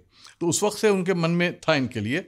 और मेरी इन्फॉर्मेशन ये है कि अमेरिका ने, वर्ल्ड बैंक ने ये शर्त रखी थी कि ये हम आपकी मदद, क्योंकि हमारा सोना गिरवी हो गया था, हालात बड़े ख़राब थे, कि हम आपकी मदद एक हालत में करेंगे कि आप जो है अपना फाइनेंस मिनिस्टर जो है वो आई जी पटेल जो गवर्नर है रिजर्व बैंक के, उनको बना दीजिए, अगर वो ना हो तो फिर मनमोहन सिंह। ये दोनों वर्ल्ड बैंक में रह चुके थे, तो इनका नाम आया था। आई जी पटेल ने इनकार कर दिया कि इन हालात में मैं नहीं संभाल सकता, और ये उस वक्त यूजीसी के चेयरमैन हुए थे मनमोहन सिंह जी। उस वक्त भी मैं मौजूद था। किस्मत का खेल होता है, जब चंद्रशेखर जी ने रिज़ाइन कर दिया था और ये उनके कमरे के बाहर बैठे थे कि भाई साहब मेरा क्या होगा, तो बैक डेट करके उन्हें जो है यूजीसी का चेयरमैन बनाया गया, क्योंकि ये रिज़ाइन करके आए थे स्विट्ज़रलैंड से यहाँ पे यूजीसी चेयरमैनशिप लेने के लिए मनमोहन सिंह जी। तो मनमोहन सिंह जी हमेशा बड़ा सेफ खेलने वाले रहे हैं। आपने उनकी भी जो है जिस तरह समालोचना की उसकी तो तारीफ करूँ। नहीं, मैंने ये कहा, मैं उनका बड़ा प्रशंसक हूँ, बहुत मैं मोहब्बत बहुत इज्जत करता हूँ, उसमें कोई शक नहीं है। लेकिन ये कहना कि एक्सीडेंटल प्राइम मिनिस्टर थे, नहीं, एक्सीडेंटल नहीं थे।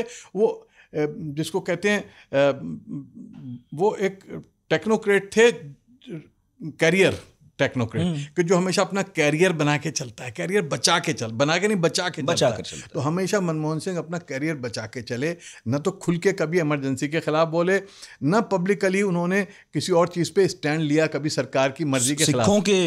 हाँ, मेरी नॉलेज में नहीं है, हो सकता है मैं गलत हूँ, कि उन्होंने कहीं जिस वक्त ये सारा चल रहा था, क्योंकि मैं फ्रेंड्स कॉलोनी में जनरल जगजीत सिंह के घर पे मीटिंग हुई थी और मैं जाके बाहर खड़ा था एज अ रिपोर्टर वहाँ पे, तो वहाँ पे खुशवंत सिंह भी आए थे, दूसरे सारे सिख जमा हुए थे कि भाई हम सवाल उठाएंगे इसके ऊपर, जो सिखों का यहाँ पे कत्लेआम हुआ है दिल्ली में।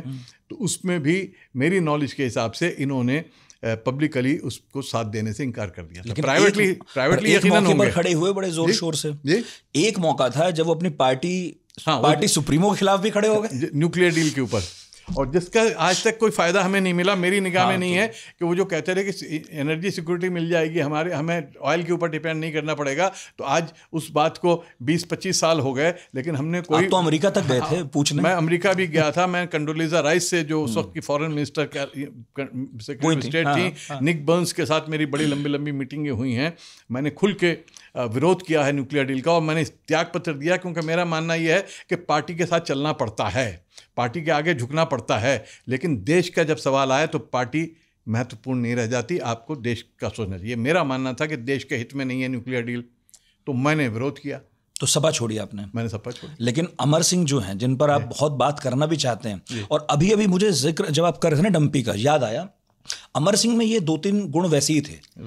कमजोर हालात में किसी के कमजोर वक्त में उसका साथ देना जी, ये अमर सिंह अक्सर करते थे। लेकिन डंपी साथ दे के खड़े रहते थे, ये साथ दे के उसको निचोड़ लेते थे। उसमें चाहे वो अंबानी रहे हों, चाहे वो सहारा रहे हों, चाहे वो मुलायम सिंह रहे हों, चाहे वो अखिलेश रहे हों, चाहे वो शिवपाल रहे हों, चाहे अमिताभ बच्चन रहे हों, चाहे अनिल अंबानी रहे हों, उन्होंने सबको निचोड़ा। अमर सिंह में समाजवादी पार्टी ने ऐसा क्या देखा था? हैं? क्या देखा था? कुछ तो देखा होगा भाई। मैं खुद बहुत तेजी से पास गया था, मुझे इसलिए याद है, मैं बताऊं, मैं भी छोटा था आपकी तरह, मुझे भी ना बचपन से बड़ी रुचि थी पॉलिटिक्स में। तो मैं देखता था कि सहारनपुर में हर जगह कहा जाता था कि अमर सिंह राजपूतों के नेता हैं। जबकि मैं देखता था कि अमर सिंह कभी उस तरफ का दौरा भी नहीं करते थे।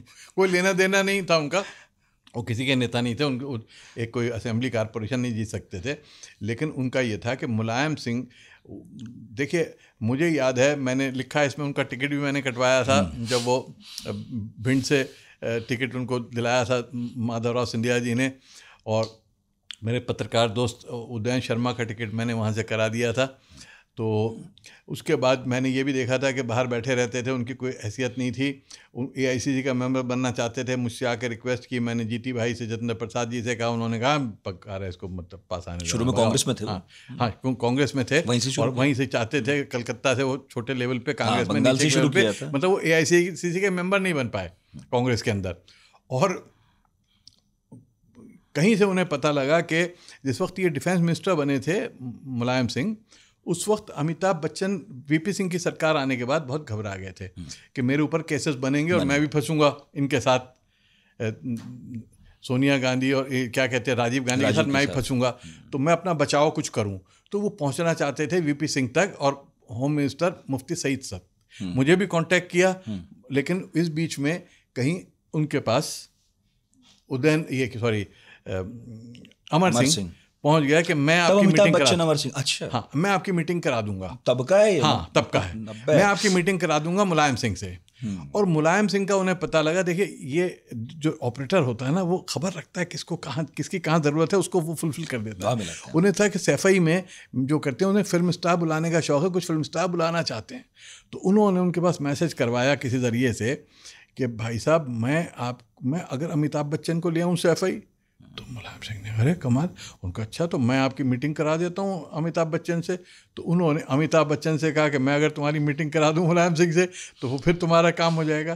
तो उन्होंने अमिताभ बच्चन को ले गए मुलायम सिंह के पास, और दिसंबर में जो इनकी समारोह होता है सैफई में, उसमें सब हैरान के अमिताभ बच्चन कहाँ से आ गया, और मुलायम सिंह गदगद हो गए, उनका ये तो कमाल का आदमी है। और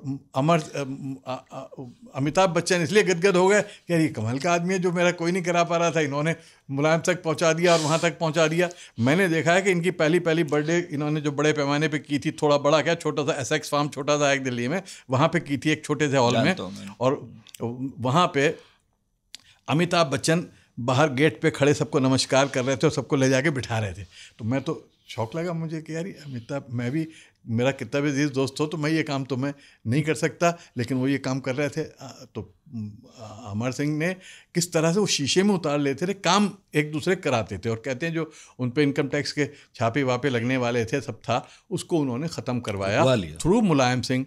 और मुलायम सिंह के ऊपर ये एहसान किया कि मैं तुम्हारे पैरों में लाके इनको खड़ा कर देता हूँ। और इन दोनों का कहीं प्रयोग करके वो पहुँच गए अनिल अंबानी के पास कि मैं आपका यूपी में जो है इन्वेस्टमेंट और ये सारी चीज़ें मैं करा दूंगा। उधर सहारा श्री जो थे उनके कुछ प्रॉब्लम चल रहे थे कि वो जो एक मर्डर हुआ था जिसमें कि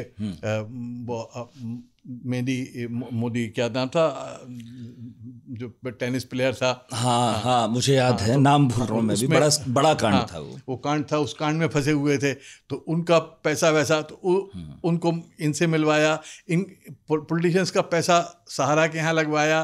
तो वो जो है ऑपरेटर, मतलब उस आदमी का ये था, उससे बड़ा मैंने ऑपरेटर नहीं देखा। आपसे मैंने ये लिखा है, मैंने ये भी लिखा है कि वो अमेरिका तक पहुंच गया, उसने हिलरी क्लिंटन तक को अपने उसमें कर लिया और ऑपरेशन वहां पे किया जिस पे अभी ट्रंप ने जो इलेक्शन लड़ रहे थे तो उसने कहा कि अमर सिंह का नाम आया वहां पे ट्रंप के उसमें कि साहब इसने आके हिलरी क्लिंटन को पैसा दिया था। तो अमर सिंह, मैं मेरा बस चले, मैं कहता हूं लोगों से कि इसके ऊपर अगर फिल्म बनेगी ना तो बायोपिक बनेगी तो लाजवाब होगी, कि उसमें पूरा मसाला होगा, पूरी फिल्म इंडस्ट्री भी होगी, हीरोइनें भी होंगी, हीरो भी होंगे, फाइनेंशियल सारे टॉप लो भी होंगे, पॉलिटिशियंस भी होंगे, उसमें माफिया भी होगा, उसमें सब कुछ होगा। लेकिन सरकार बचा ले गए वो मनमोहन सिंह की सरकार बचाई। और उसके बाद ये शिकायतें रही सपा को, मुलायम को भी, कि हमारी उतनी इज्जत ही नहीं हुई। हमने तो सरकार बचाई आपकी, अपने कम्युनिस्ट भाइयों का जो है विरोध किया। फिर अमर सिंह को निकाला गया, मलाई सारी अमर सिंह खा रहे थे, अमर सिंह मलाई खा रहे थे, तो उसके बाद उनको अमर सिंह की ताकत बढ़ी थी मनमोहन की सरकार बचाकर, नेचुरली, क्योंकि फिर उन्हें ज़रूरत नहीं रह गई थी मुलायम सिंह की। फिर वो सीधा ऑपरेट कर रहे थे अहमद भाई के साथ मिलके, मनमोहन सिंह की 2009 के बाद ये दिल्ली की सरकार उनके हाथ में थी, इंटरनेशनली ऑपरेट कर रहे थे अब अमर सिंह। 2009 से 2012 तक, 12 में फिर उन्होंने मुलायम सिंह ने उन्हें निकाला क्योंकि उनके खिलाफ केसेस बनते चले गए, फिर सारा कुछ हुआ क्योंकि सुप्रीम कोर्ट ने ऑर्डर दे दिया था, वरना बच गए थे वो, जिसमें उन्होंने मुझे फंसाने की कोशिश की थी, जो उन्होंने पैसा एमपीज खरीदे थे, लोकतंत्र का एक बड़ा काला अध्याय था जो उन्होंने खरीदा था। तो ये सारी चीज़ें हैं। इस पे किताब, अब इसमें कुछ लोगों के लिए छोड़ दीजिए कि लोग किताब में पढ़ें, किताब में बहुत कुछ है जो आपने तो बहुत कुछ लिखा ही नहीं है इसमें अभी। जी, और वो उस पर अलग से इंटरव्यू कीजिएगा, ये अलग से किताब लिखूंगा। ठीक है जी। तो एकदम उत्तरार्ध में पहुंच जाते हैं जी, है ना। 2012, 13, 14 तक तो आ ही गए, अब 10 साल ही बचे। इन 10 सालों में आप खूब सक्रिय रहे। लोग अक्सर, देखिए, जब हम आपका नाम सुनते थे तो हमें ये तो पता था कि ये एक बुद्धिजीवी नेता हैं, क्योंकि लिखने पढ़ने से ताल्लुक़ रहा। लेकिन आपके लगातार पार्टियां बदलने से जो छवि बनी, तो हिंदुस्तान के कुछ नेताओं की ये छवि है कि ये बहुत वक्त तक एक पार्टी में रुकते नहीं, बिल्कुल, है ना। ये जो पार्टी बदल, और लगभग आपके पोर्टफोलियो में हर बड़ी पार्टी होगी नॉर्थ की, सेकुलर पार्टी, हर सेकुलर पार्टी। हाँ, तो क्या कारण रहा कि एक तो आपने इतनी पार्टियां बदली, और क्या कारण रहा कि फिर भाजपा में नहीं गए इतना? आपको तो दावत वहां से भी मिली। देखिए, बड़ी एक दिक्कत होती है इस देश में कि लोग ये सोचते हैं ईमानदार लीडर उसे मानते हैं जो अंधा सपोर्टर होता है किसी नेता का या पार्टी का, जो अपने ईमान की राजनीति नहीं करता, उसूलों की राजनीति नहीं करता। वो कहता है भाई साहब मैं तो बड़ा ईमानदार हूँ, मैं तो नेता कहे दिन तो दिन, नेता कहे रात तो रात। मैं उनमें से नहीं था, मैं पढ़ा लिखा यूनिवर्सिटी का प्रोफेसर था। मैं राजनीति में आया था ये सोच के कि लोग कहते थे कि पढ़े लिखे मुसलमान क्यों नहीं आते राजनीति में, गुंडे आते हैं, फिर हम क्या करें। नेता मेरे से ही कहते थे सब, कैसा आप लोग आते क्यों नहीं हो, आप लोग तो दूर से बात करते हो। हमने कहा ठीक है हम आते हैं। हम अपना सब कुछ दांव पे लगा के आए राजनीति में, वो भी राजीव गांधी की वजह से आए। लिखा मैंने, राजीव गांधी की अगर डेथ ना होती या मैं जेल ना जाते, अरुण नेहरू मुझे जेल में न डालते, तो मैं राजनीति में नहीं आता। राजनीति में आया, भीख मंगवाएंगे। और 9 बरस कांग्रेस में रहा, कांग्रेस से मैं हटा नहीं। राजीव की डेथ के बाद मैंने कांग्रेस ज्वाइन किया, जिंदगी में नहीं की, जिंदगी में राजीव के खिलाफ ही लिखता रहा मैं, जबकि मेरे दोस्त थे। तो मैंने कांग्रेस में रहकर मैं नरसिम्हा राव के खिलाफ भी लिखता रहा। नरसिम्हा राव की ये कहिए शराफत या मजबूरी कि उन्होंने मुझे पार्टी से निकाला नहीं, और मैं पार्टी में रहा कांग्रेस में। लेकिन जब मैंने देखा कि कांग्रेस कुछ कर नहीं रही और कांग्रेस में दम नहीं है यूपी में लड़ने का, और कांग्रेस को गलतफहमी हो गई है कि सोनिया जी के आने के बाद हवा चल पड़ेगी हमारी यूपी में और हम जीत जाएंगे, और मुझे लगा कि आगे कांग्रेस का भविष्य, मुझे यूपी की पॉलिटिक्स से इंटरेस्ट था, तो मैंने कांग्रेस से त्यागपत्र दिया। मैं उस वक्त कांग्रेस की माइनॉरिटी सेल का चेयरमैन था, मैं वहाँ से त्यागपत्र दिया। और त्यागपत्र देने के फ़ौरन बाद ही अगले दिन ही मेरे पास मुलायम सिंह जी और अमर सिंह मेरे घर पे आ गए निज़ामुद्दीन में, और आके मुझसे कहा हमारी मदद करो, हमारे साथ आ जाओ। मैंने कहा ठीक है। मुझे लगा कि अगर कोई लड़ सकता है क्योंकि उससे पहले भी मैं उनकी मदद करता रहा था। मेरे ही घर पे बैठ के काशीराम और मुलायम सिंह की मीटिंग हुई थी 92 में, और ये बात मैं बता रहा हूँ आपको 99 की।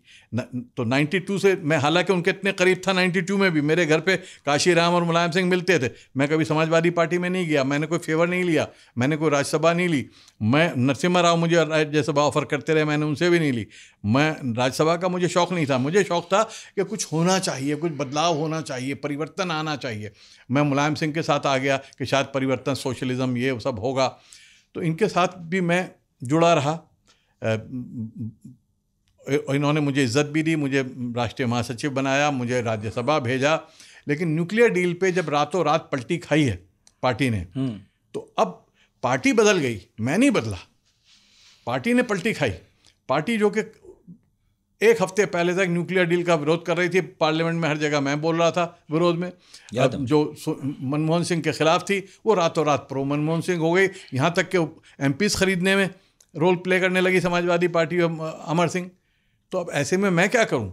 मैं पढ़ा लिखा, समझदार, ईमानदार आदमी हूँ, मैं कैसे उस पार्टी के अंदर रहूँ जहाँ पे खरीद फरोख्त, मैं उसको समर्थन करना? क्या लोग सोचते हैं कि ये ईमानदारी है कि आप अंधे हो के पार्टी के अंधभक्त हो जाओ? मैं अंधभक्त नहीं बना कभी। मैं वहाँ से निकाला गया, और वहाँ से निकल के मैं, मायावती जी ने मुझे पकड़ लिया क्योंकि मेरी वैल्यू थी। अच्छा, मुझे मायावती में कोई डिफरेंस नहीं लगता था, दोनों का एका मैंने कराया था। मुझे लगता था कि दोनों एक ही सोच विचारधारा के, सिर्फ अपने फ़ायदे के लिए लड़ाई लड़ते हैं। आज भी मैं मानता हूँ कि बीएसपी, एसपी, कांग्रेस में कोई वैचारिक रूप से बड़ा मतभेद नहीं है, ये तीनों एक ही पार्टियाँ हैं।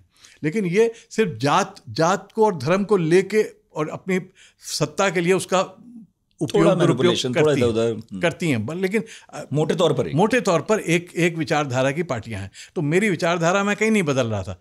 मैं इनके साथ आया, यहाँ पे आके मैंने देखा कि यहाँ पर तो कोई फ्रीडम ही नहीं है, यहाँ पे किसी को बोलने नहीं देते। हालांकि मुझे बहुत इज्जत देती थी। आपको पहले नहीं पता था? नहीं, मुझे बसपा के बारे में तो बच्चा यूपी में जानता था कि एक ही व्यक्ति बोलता है। मैं क्योंकि शुरू से जानता था मायावती जी को और काशीराम जी को, पूरा किस्सा किताब पढ़नी पड़ेगी। बिल्कुल। मैं जब कुछ भी नहीं थे, जब रेगड़पुरा में रहते रहे एक कमरे में, तब से मेरा संबंध था। तो मैंने उस तरह से इन्हें कभी ऐसे नहीं देखा कि बहुत बड़ी भारी डिक्टेटर हैं, बहुत जिनकी चलती है। मैं तो जाके जैसे आपसे बात कर रहा हूँ, मैंने कहा मायावती यार एक बात सुनो, आप ये क्या किया, ऐसे क्यों है, ऐसे नहीं होना चाहिए। तो मेरे से तो इसी तरह बात कर लेती थी अकेले में। लेकिन जब मैंने देखा कि डिसीजन मेकिंग में नहीं कोई रोल है, और जब पार्टी का इलेक्शन हारे और मैंने उस पर सवाल उठाए, उन्होंने मुझसे एक बात कह दी थी मायावती जी ने इलेक्शन के बाद। देखिए, उन्होंने कहा कि तुम्हारे मुसलमानों ने तो वोट नहीं दिया। मैंने कहा मेरे मुसलमान, मेरे जेब में थोड़ी है मुसलमान, ना मैं मानता, ना मैं मुसलमानों का लीडर हूँ। और आपने किया क्या मुसलमानों के लिए? बोली मैंने टिकट दिए। मैंने कहा टिकट तो आप कैसे देती हैं मुझे पता है।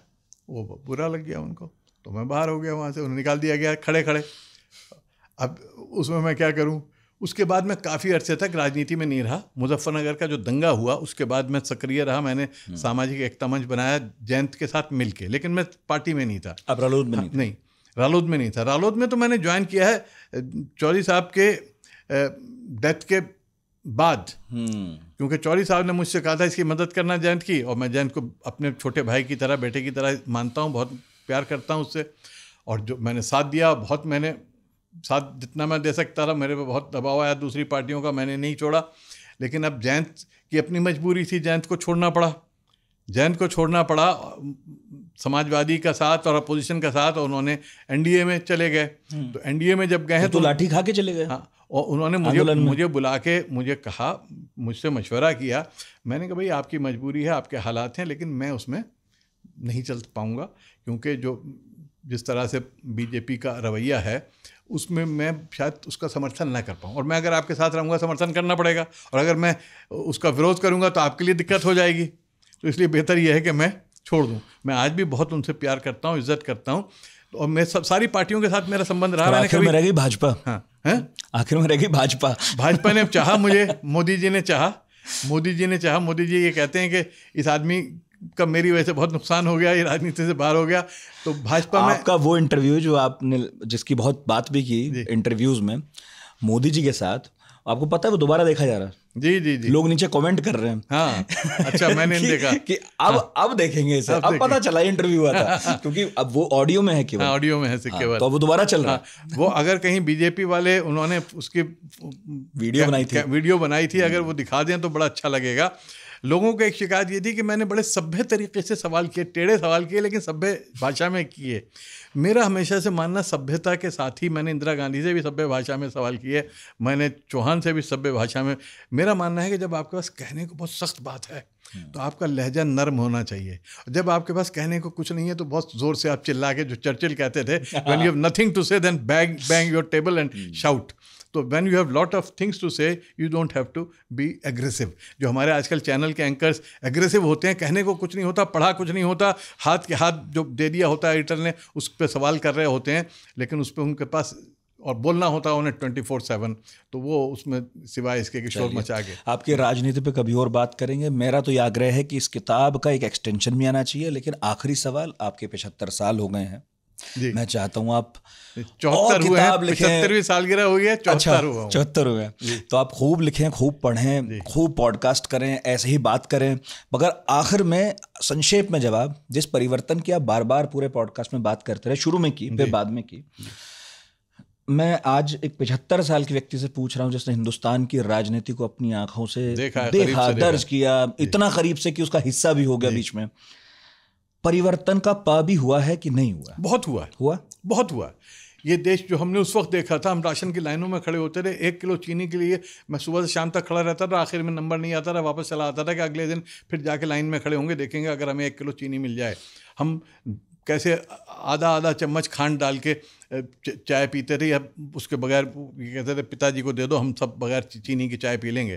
तो हमने देखा, हमने वो भी शास्त्री जी का वो ज़माना भी देखा है कि हम एक दिन खाने, पूरा देश खाना नहीं खाता था, रोटी नहीं खाता था, होटल और रेस्टोरेंट भी बंद रहते थे, कहीं कुछ नहीं मिलता था।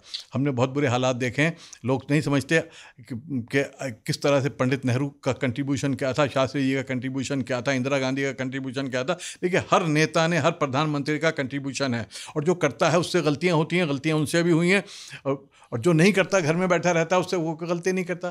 तो आप ये सिर्फ 14 से पहले के सिर्फ गलतियां देखें और 14 के बाद सिर्फ अच्छाइयां देखें, वो गलत है। 14 से पहले भी गलतियां हुई हैं, 14 से पहले अच्छाइयां भी हुई हैं, कंट्रीब्यूशन भी है। 14 के बाद भी बहुत कुछ अच्छा हुआ है, बहुत कुछ नहीं हुआ है। तो हर दौर में भारत आज जहाँ खड़ा है वो कोई आसमान से आके नहीं खड़ा। जिस वक्त आज़ादी मिली थी, ना हमारे पास एयरफोर्स थी, ना हमारे पास इंडस्ट्री थी, ना हमारे पास रेलवे उस तरह से था, ना हमारे पास डेवलपमेंट था, ना हमारे पास खाने को था, ना हमारे पास नौकरियाँ थी, ना हमारे पास मेडिकल इंस्टीट्यूट था, ना हमारे पास इसरो था, ना हमारे पास IIT था, हमारे पास कुछ भी नहीं था। वो किसने किया, कैसे आया, कहाँ से आया? ये सबका कंट्रीब्यूशन है, सबने योगदान है। किसी का ज़्यादा है, किसी का कम है, किसी ने अच्छे काम ज़्यादा किए, लेकिन इंदिरा गांधी से सारे डिफरेंसेस के बावजूद, उनका विरोध करने के बावजूद, जेलें काटने के बावजूद, मैं कहता हूँ कि इंदिरा गांधी जैसी कोई लीडर नहीं हुई। इंदिरा गांधी न होती तो आज आप न्यूक्लियर पावर जो आप अकड़ रहे हैं पूरी दुनिया में, तो इंदिरा गांधी की हिम्मत थी। और इंदिरा गांधी को पता था कि मेरी जान खतरे में है, CIA मुझे मरवा देगी। जिस तरह उन्होंने पोखरान किया है, उन्होंने जिस तरह बांग्लादेश बनाया है, अमेरिका की मर्जी के खिलाफ 2 टुकड़े किए हैं, किसिंजर जो किसी को बख्शता नहीं था, निक्सन जो किसी को बख्शता नहीं था, कितनों को मरवा दिया, मुजीबुर रहमान को, उनके पूरे परिवार को मरवा दिया CIA ने, उससे टक्कर इंदिरा गांधी ने ली थी। आज आपने को सुपर पावर जो कहते हो, देश विश्व गुरु कहते हो, तो विश्व गुरु आसमान से नहीं टपका, विश्व गुरु बनाने में प्रक्रिया सबका है। महात्मा गांधी और उससे पहले की पीढ़ियों का सबका योगदान है। उस योगदान को मानिए, उसके बाद आप सवाल कीजिए। ये नहीं कि सिर्फ गाली देने सबको, ये बड़ा आसान है, गाली देना बहुत आसान है, समझना बहुत मुश्किल है।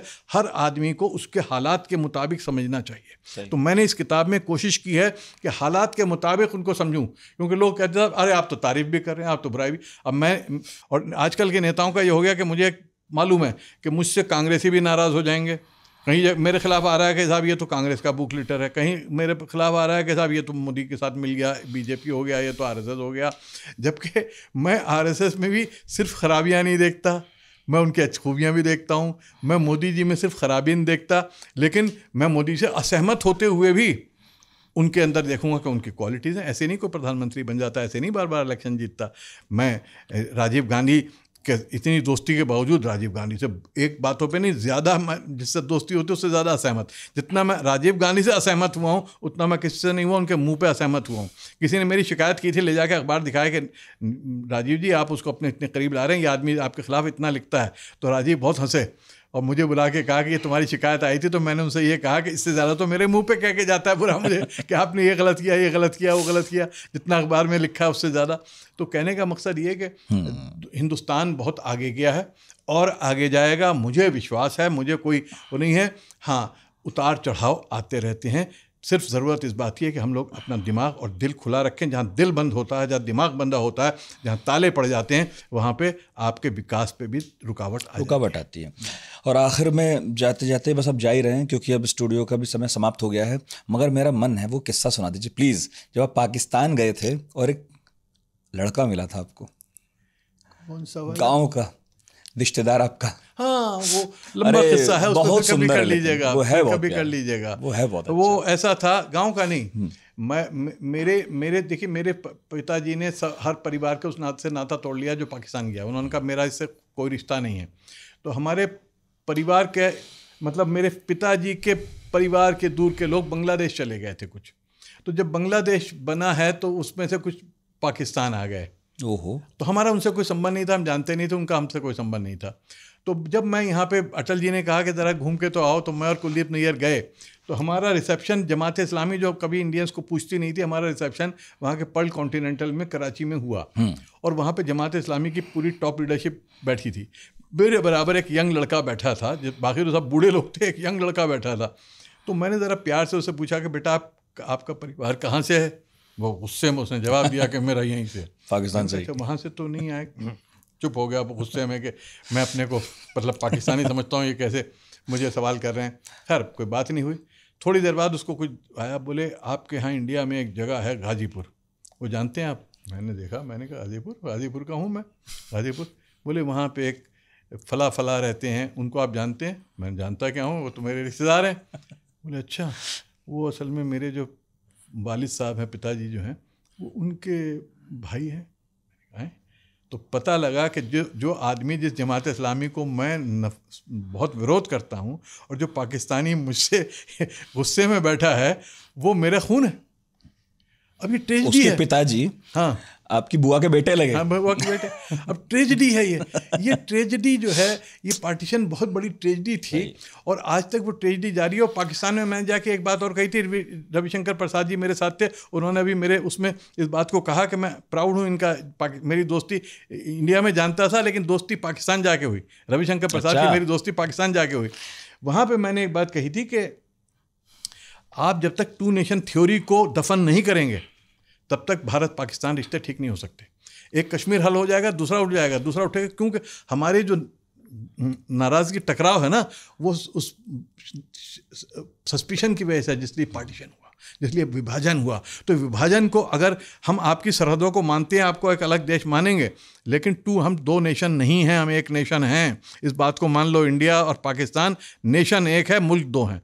तो वो लोगों ने के साथ ये तो मारेंगे, लेकिन मैं आपको बताऊं कि गवर्नमेंट कॉलेज लाहौर में मैं बोल रहा था, और मैंने, अब टाइम नहीं है इसका बोलने का कि मैंने क्या आर्गूमेंट दिया। उस काम आर्गूमेंट पे जो लड़के मुझे मारने को चढ़ गए थे, हज़ारों लड़के थे जमात इस्लामी के सपोर्टर, वो तालियां बजाने लगे थे। मैंने ऐसी आर्गूमेंट दी थी जो उनके दिल दिमाग पे जाके तीर की तरह लगी थी।